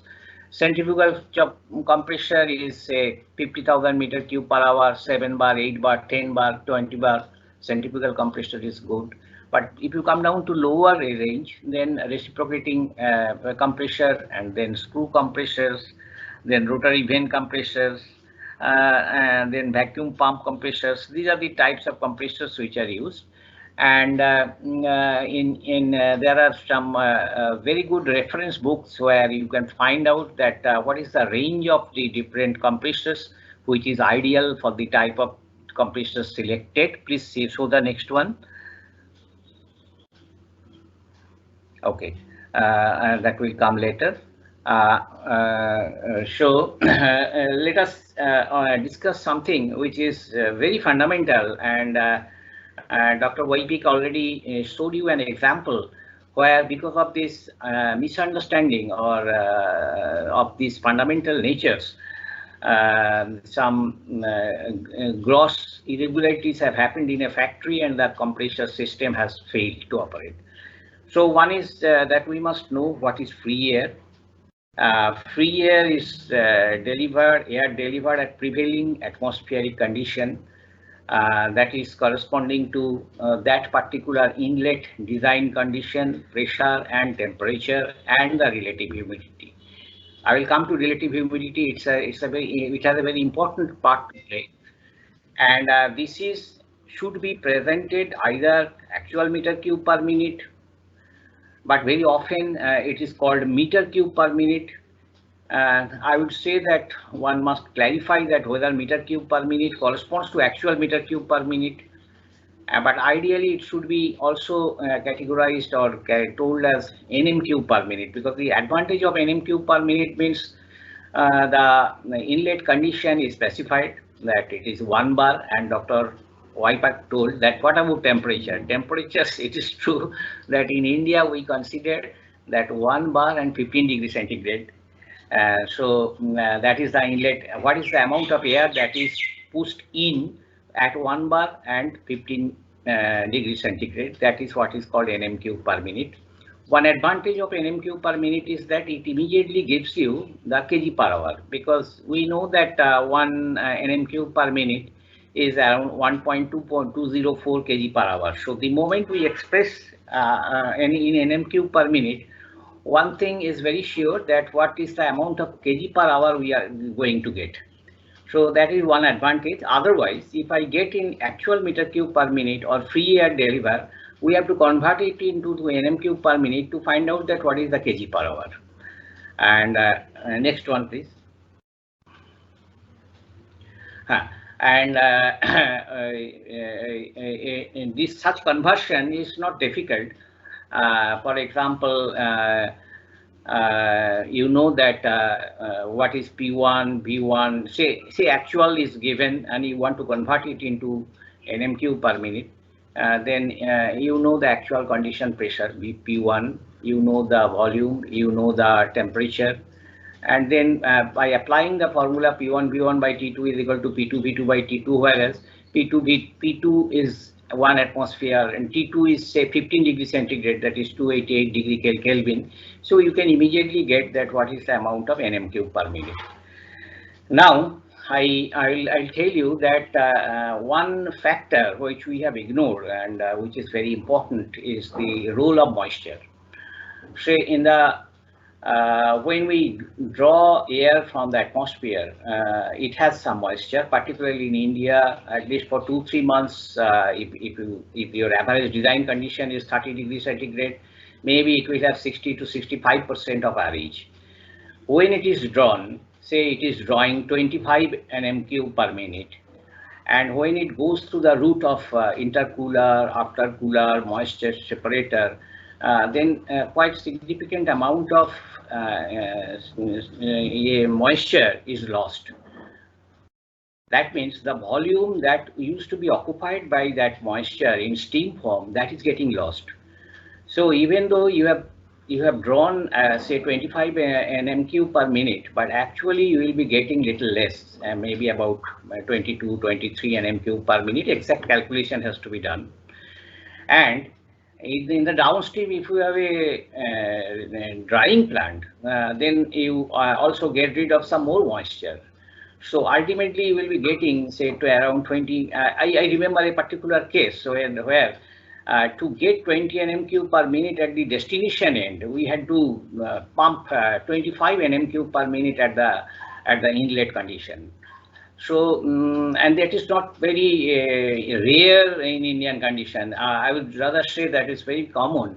So one must take care of the effect of moisture, and while the customer has to specify the design condition very carefully, that what should be the design temperature and designer age, so that the compressor you are purchasing is matching whatever is your ultimate destination requirement is there. So that mistake very often takes place in our country, in everywhere possibly the effect of moisture is be ignored.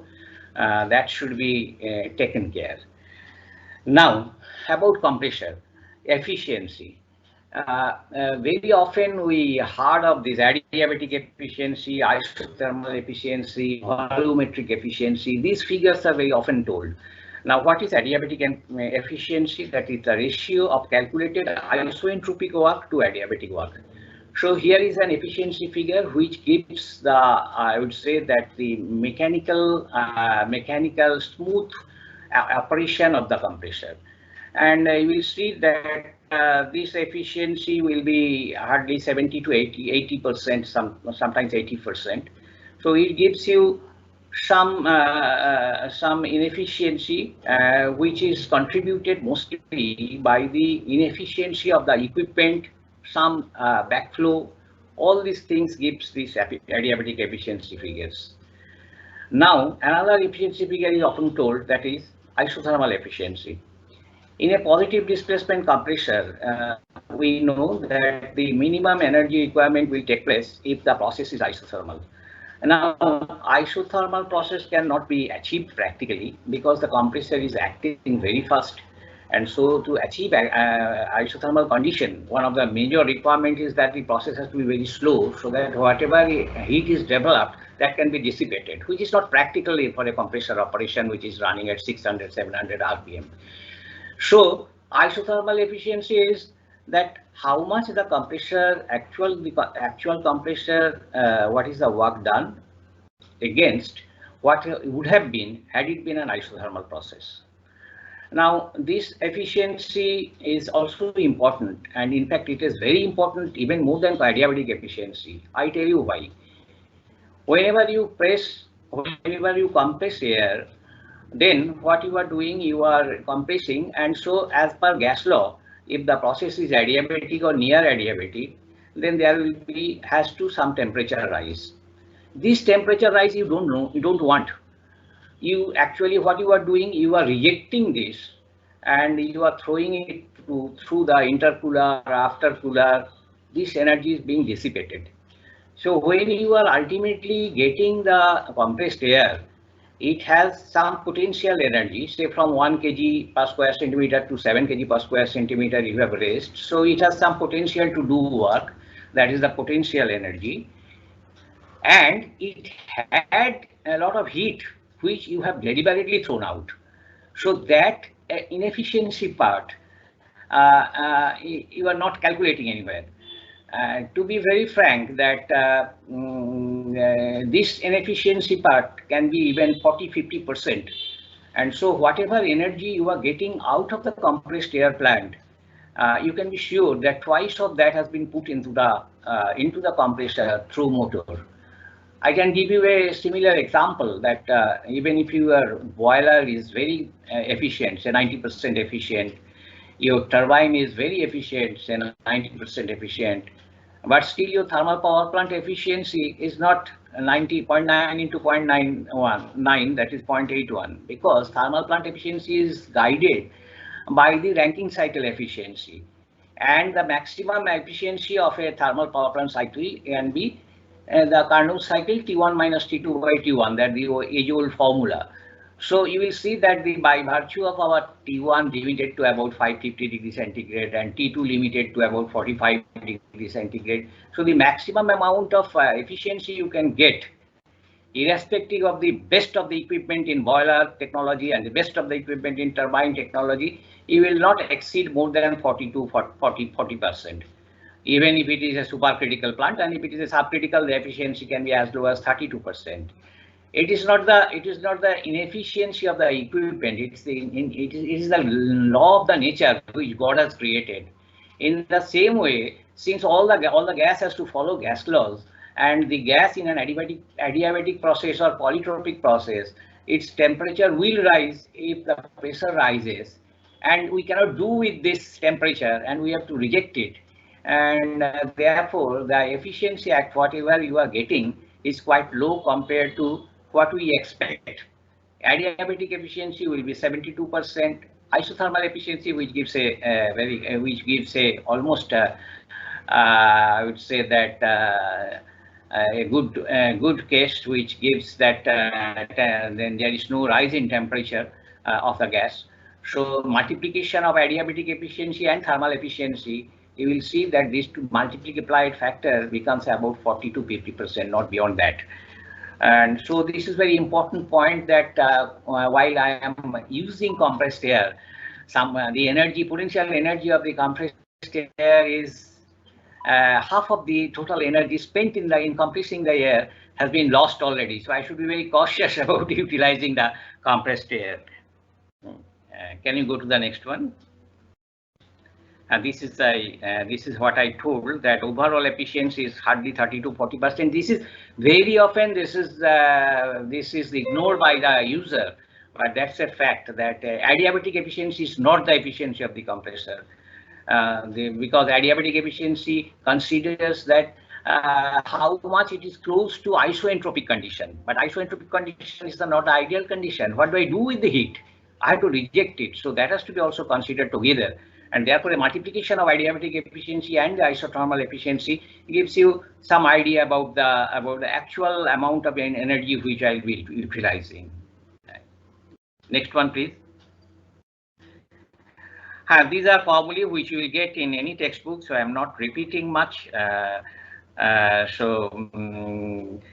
of the important things that power per kg of air is that the specific gravity of gas does not have any effect on HP per kg. This is a very good finding. And for the same pressure ratio, with increase in inlet pressure, HP requirement increases. And V1 is the actual capacity at inlet. But this formula is possibly all of us have read in third year or fourth year engineering classes. But this formula is good to understand the effect of each of the components, that P2, P1, N is the polytropic efficiency, and it gives you some idea about that. What is the thing? What is the amount of power that is likely to be consumed by the compressor? Please go to the next one. Next one, please. When it is isothermal, it is the best one. Isothermal when N approaches 1. Normally what we do that to achieve the isothermal condition, what we do that we make multi-stage compressors. But again, the moment we do multi-stage compressor, the number of equipment, the cost increases. So there has to be an economic study. And normally what we have seen that say for up to 3 kg or 3.5 kg per square centimeter, it's single stage. Up to 7 kg or 8 kg per square centimeter, it is dual stage. And say around 12 up to 12 kg per square centimeter, it is 3 stage, because that matches economically. And the interstage pressure is given by the formula that is again taught in our third year, fourth year classes, that P1 by P2 is equal to it should be there. Say if your inlet is 1 kg per square centimeter, then outlet is 7 kg per square centimeter gauge, that is 8 kg per square centimeter. So the intermediate pressure will be root over 1 into 8. In the same way, if it is a 3-stage compressor, you can find out the interstage pressure requirements for the 2 intercoolers. And this formula has come out. This is the ideal formula, but again, in the industry, one has to find out that whether we can really achieve this thing. Sometimes what happens that the space is so limited that even though two-stage compressor would have been beneficial as far as energy consumption is concerned, but maybe my cost does not permit, maybe my space does not permit.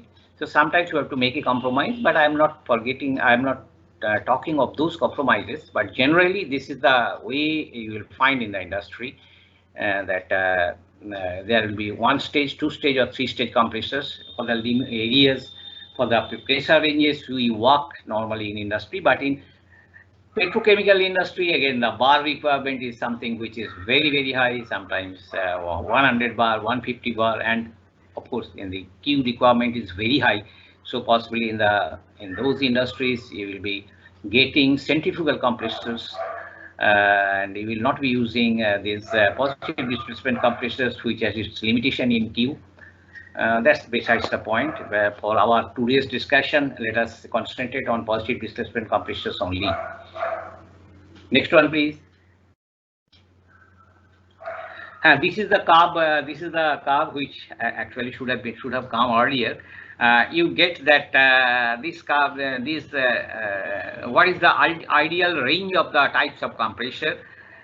You see that the axial flow compressors are being used in this region.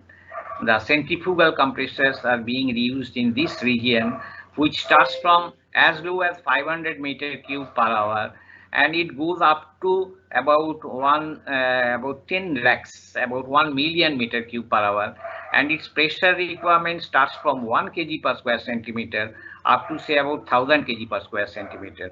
So this is a very wide range that is covered by centrifugal compressors. Axial flow compressor is ideal for a little lower pressure but more amount of Q. So that is the actual range of axial compressors. But in the air handling industry, I hardly see any application of these things because we don't have very huge Q like say 1 lakh meter cube per hour. We don't have a very huge H of around 500 bar per bar or 600 bar. So we are always using positive displacement compressors. Can you show the next one where the positive displacement compressors, different types of compressors here you get that this is the range of the reciprocating compressor thick line. You can see that it starts from a very small compressor 10 meter cube per hour, and it can go up to say 5,000 6,000 bar pressure. Then you have this rotary screw, and then you have this rotary lobe. Rotary lobe is the lowest one. This is a rotary lobe compressor. It starts from say about 25-30 meter cube per hour, goes up to say about 10,000 meter cube per hour, and pressure requirement is say about 2 to 3 bar.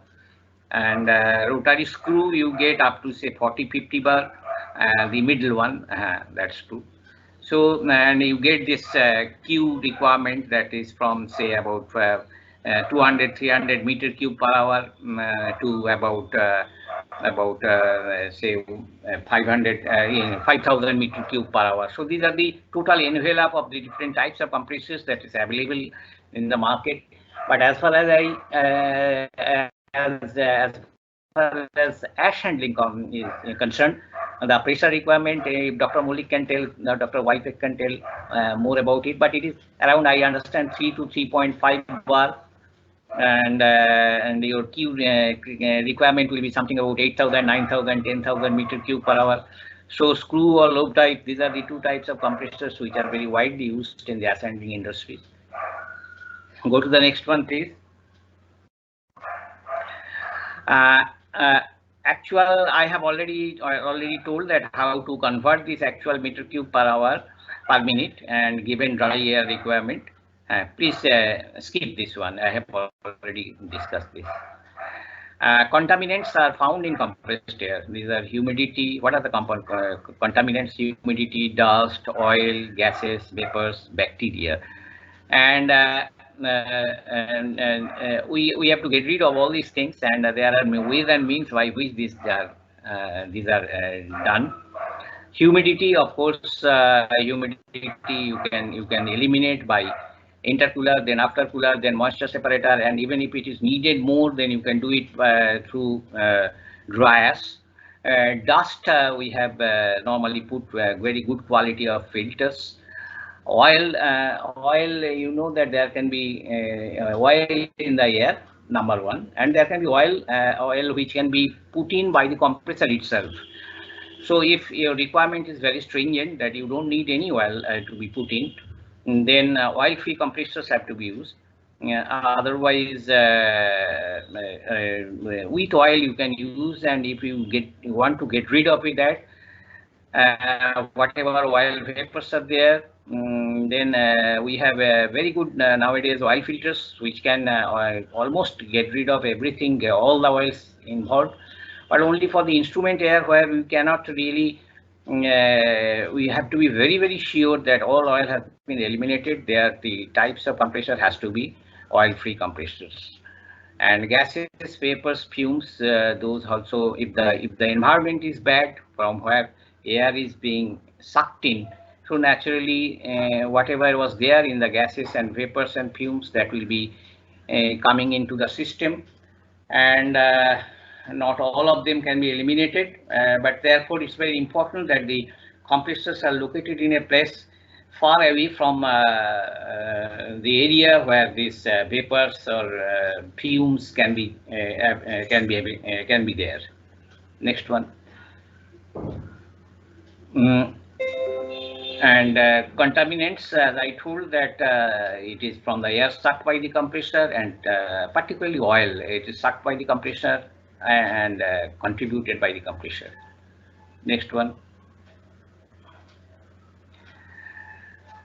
Moisture you can get rid by installing aftercooler. Now here we have done a particular case study where inlet air 30 kg and 60% RH contains 16 grams per kg of air, but at outlet of aftercooler about 10 kgs are rejected through the aftercooler, but still about 6.3 grams per kg is still remaining there.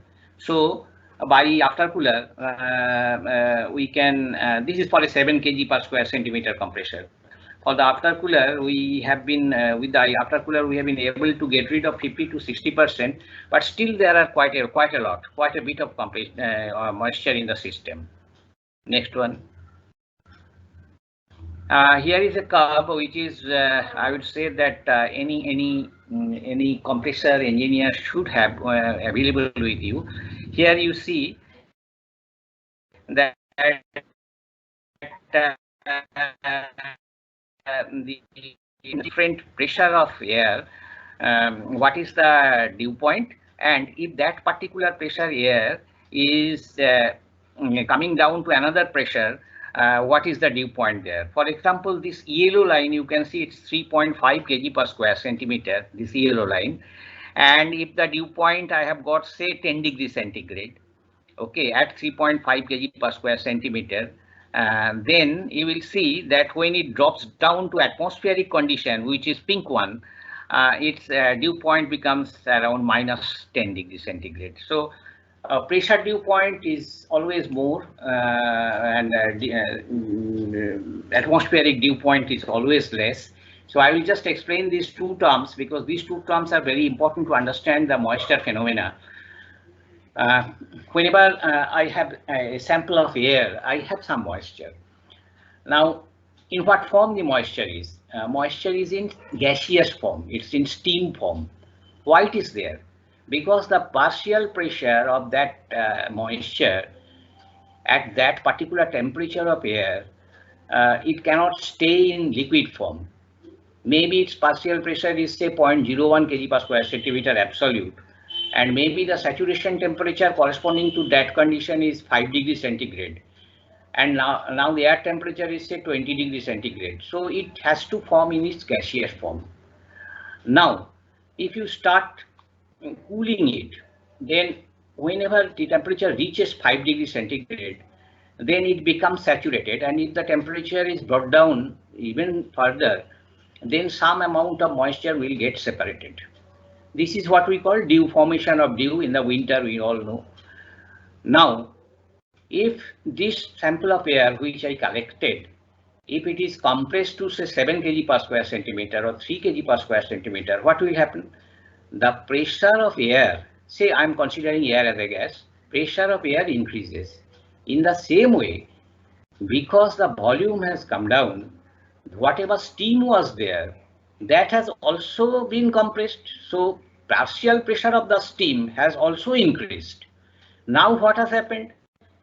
That its partial pressure has increased, and therefore its dew point has also increased, because at higher partial pressure it can generate steam at a higher temperature, or in the other way, if the temperature, saturation temperature of that, if the temperature of the gas is reduced down to the saturation temperature or corresponding to that pressure, then it will be separated. So the more and more the pressure, the more and more the pressure dew point, or the formation tendency of formation of dew will be more for the same temperature.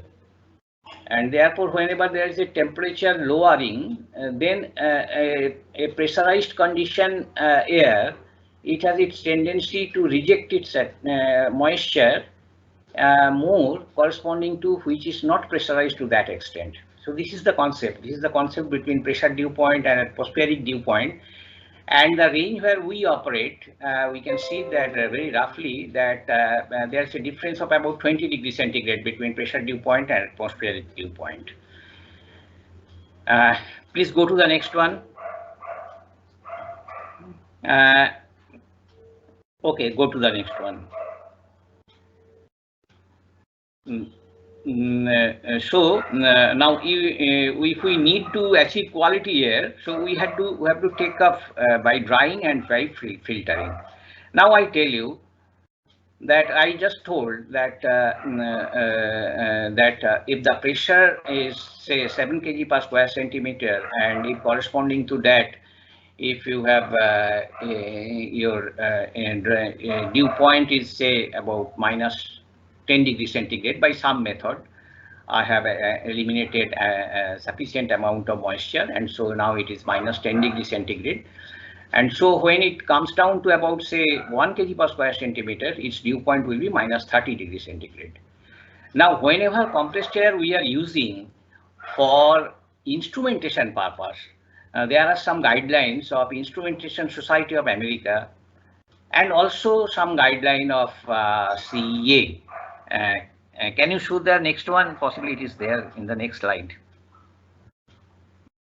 Next slide, please. Okay, next one we have already discussed. This is the guideline of Instrumentation Society of America, that dew point shall be at least 10 degrees centigrade below the minimum local recorded ambient temperature.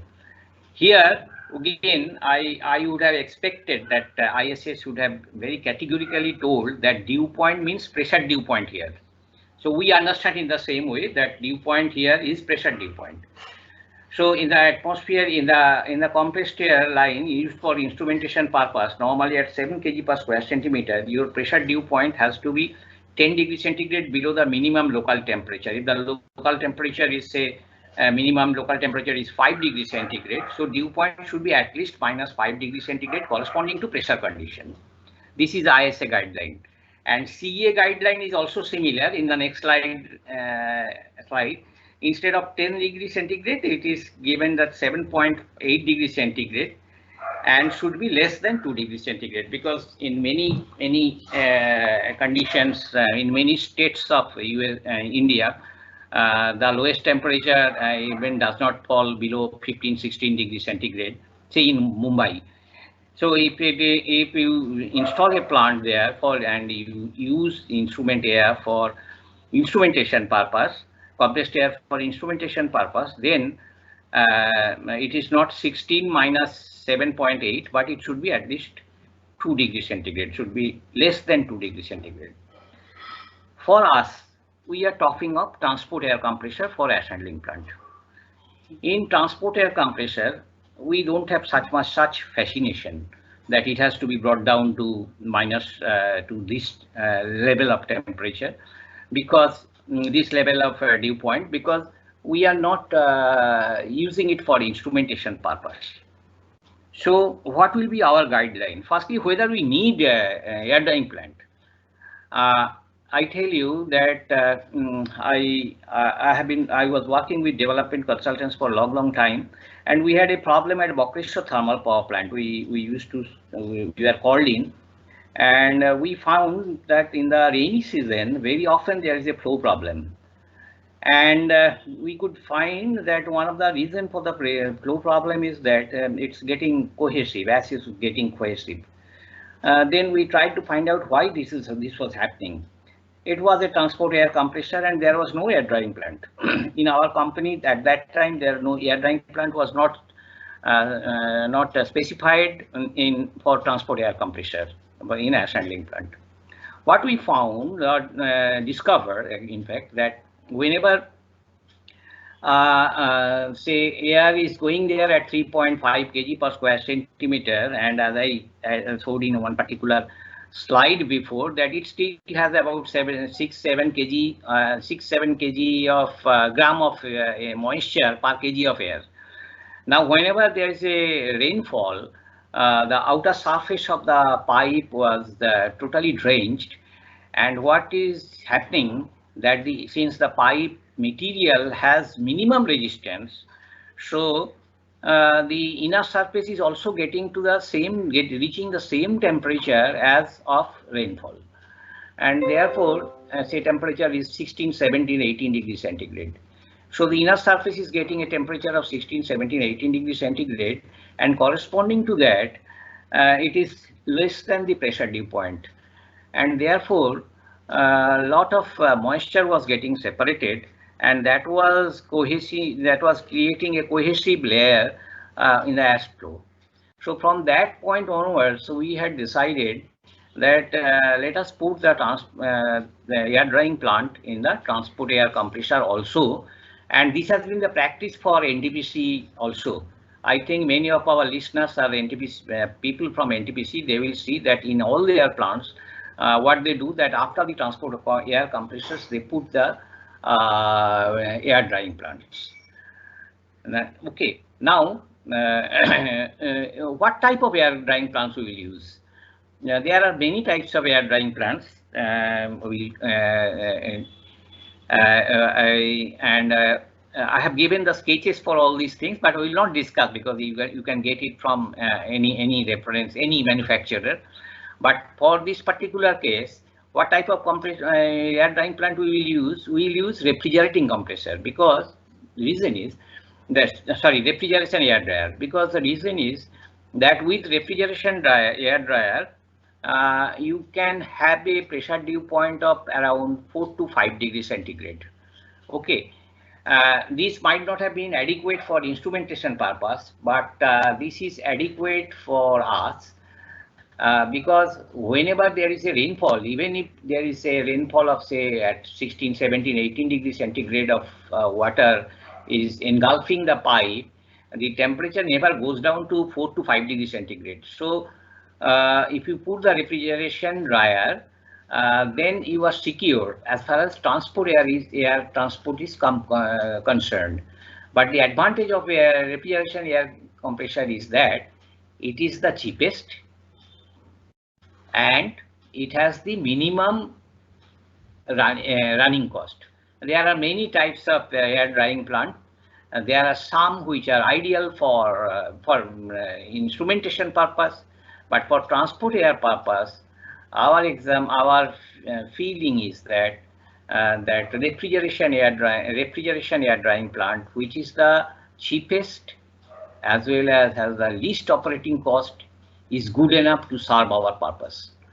So whenever you use the compressor for air handling plant for transport air compressor, then we always recommend that you install a refrigerated type air drying plant downstream of the compressor, so that the ash handling system is ensuring dry air all the time, and there will be no moisture separation during its transport from one point to other.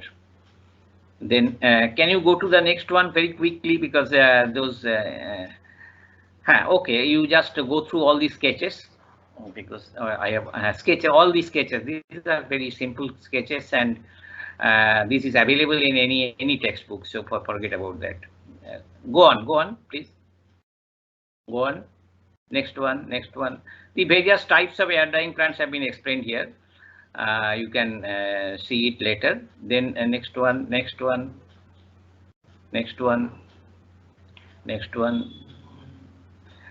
A guideline for dryer selection. I have already told that for us means today we are concentrating on transport air compressor for ash handling plant, for which we are pressurizing at around 3 kg per square centimeter or 4 kg per square centimeter, and the pressure dew point there we will be getting something about say even if we get about 10 degree or 15 degree centigrade, that is good enough, because we will never be exposed to that low temperature even in the rainy season or in the winter. So let us select that refrigerated type air drying plant for our purpose. Now I come to the last one, that liquid ring vacuum pump. It is also while for creating vacuum, the previous practice was to go through a venturi, and but later we found that the venturi has hardly 20% efficiency. Then the vacuum pump concept came up, and the liquid ring vacuum pump has an excellent capability to create a vacuum, and it has energy efficient, it has tolerance for entrant solid, it has response to surge in air loading, response to meet extra discharge, faster evacuation, and the principle possibly you will be getting from any catalog, that here you have some vanes, and the vane sizes, and then it is surrounded by liquid ring, and then there is a space for air, and this space reduces as it moves from inlet to outlet condition. At the inlet, you take the suction from the line and then at the discharge, you ultimately discharge it to the atmosphere. As Dr. Mollik told, that the main difference between the vacuum pump and the compressor is that the compressors take air from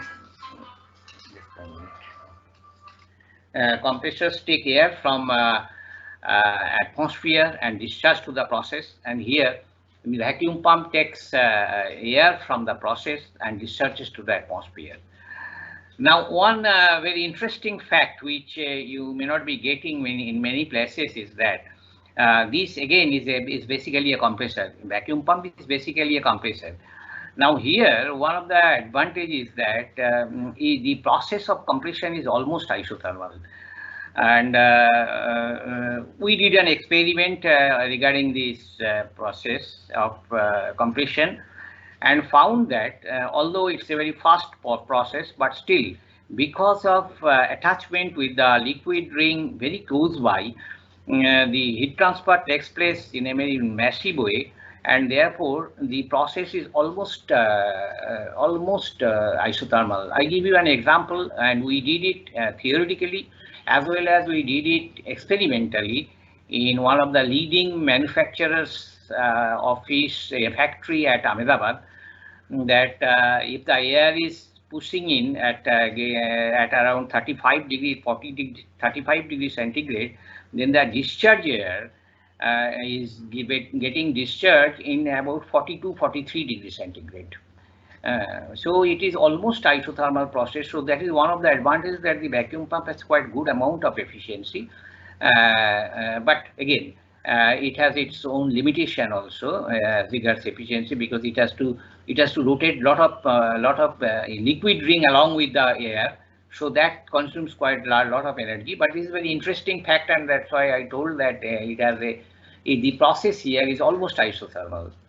Now the curves of the vacuum pump is given here. This is from one of the Chinese manufacturer's curve, and you will see that it almost remains horizontal for quite some distance, and then there is a sudden fall. That is what is you can expect from a vacuum pump. And Dr. Moldik was showing a picture where the figure was changing from 4800 to 3860, something like that. It was almost in the horizontal proportion, so it has not affected very largely. But the moment you come down, then then there is a very sharp fall in vacuum pump. So normally we always work in the horizontal portion, and therefore we may not be feeling that effect, that punch really. But sometimes when you need to go to the sharp vertical portion, then there will be a catastrophe and the vacuum pump will be totally collapsing. I'm sorry that I have taken a little more time than what was expected from me, but okay, I think that I have tried to really impress on certain factors, particularly the compressor discharge, FAD versus actual meter cube per minute versus NM cube per minute versus these are the some of the terminologies which needs to be very carefully seen, and if there's any query that has to be carefully solved from the manufacturer. I would rather feel that the manufacturers themselves should very clearly indicate those things, but sometimes I have seen that certain vagueness is also there. So being a customer, you should find out that the vagueness is clear, as Dr. Whitewick has given a beautiful example that when there was a vagueness in the specification, vagueness in the offer, and the ultimate result was a catastrophe in the operation. So we need to be very careful about this. Thank you, Dr. Moldik. Please take over and yeah, thank you very much. Now we come to the question and answer session. Now, unfortunately, as I understand what has happened, that today we had some delay in the broadcasting. We have run webinars in the past using the same account, but for some reason, today there has been a delay. Webinars are typically run in a broadcasting method way. So typically it runs with a delay of 30 seconds to 2 minutes. But somehow today there has been a very large delay. So we will not be able to take up questions. And also what happened is some people could access through a smartphone, some people could not. So there is a, there has been somewhat of a technical issue today. Now in this situation, we are not going to take any question answer today because I think most of the participants are probably still because of the delay they are listening to the presentations. But definitely what we are going to do is we are going to send you the recorded copy of this presentation of this whole webinar. A lot of information from the technology side to the very practical sides have been discussed today by 3 presenters whose total experience in this area would be more than 100 years. So those experiences have been shared, and we really want our participants to take full benefit of it. So I am going to drop an email to all the participants explaining this whole delay thing that has happened, and subsequently within a day or two we'll give you the recorded version, which you can download or listen at your own convenience. And then if you have any query, please drop an email to me and we will answer those queries, so that will not be an issue. And as I have said, that there will be a free consultation session. So furthermore, if you have certain queries, you can also come up in that session. So please accommodate the technical problems that we had to face today, but we are going to give you the recording. Now, if you have any query, my email addresses are provided.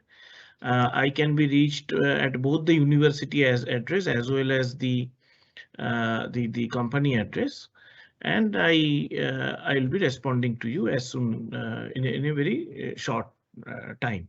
We are located within the Thapar Institute campus, which is in Patiala, Science and Technology Entrepreneurs Park, Thapar Institute of Engineering and Technology. So with this, today we say thanks to all the participants who could attend, and also thanks to those who attempted and to attend and register. I thank my colleague Atul Sharma, who is next to me, Dr. Atul Sharma, for helping us out in this whole webinars. Also, I very much thank Professor Peter Wipich from University of Wollongong, Australia, as well as Mr. D.S. Mullik from Kolkata. Thank you very much. So we are finishing now. Thank you. Thank you.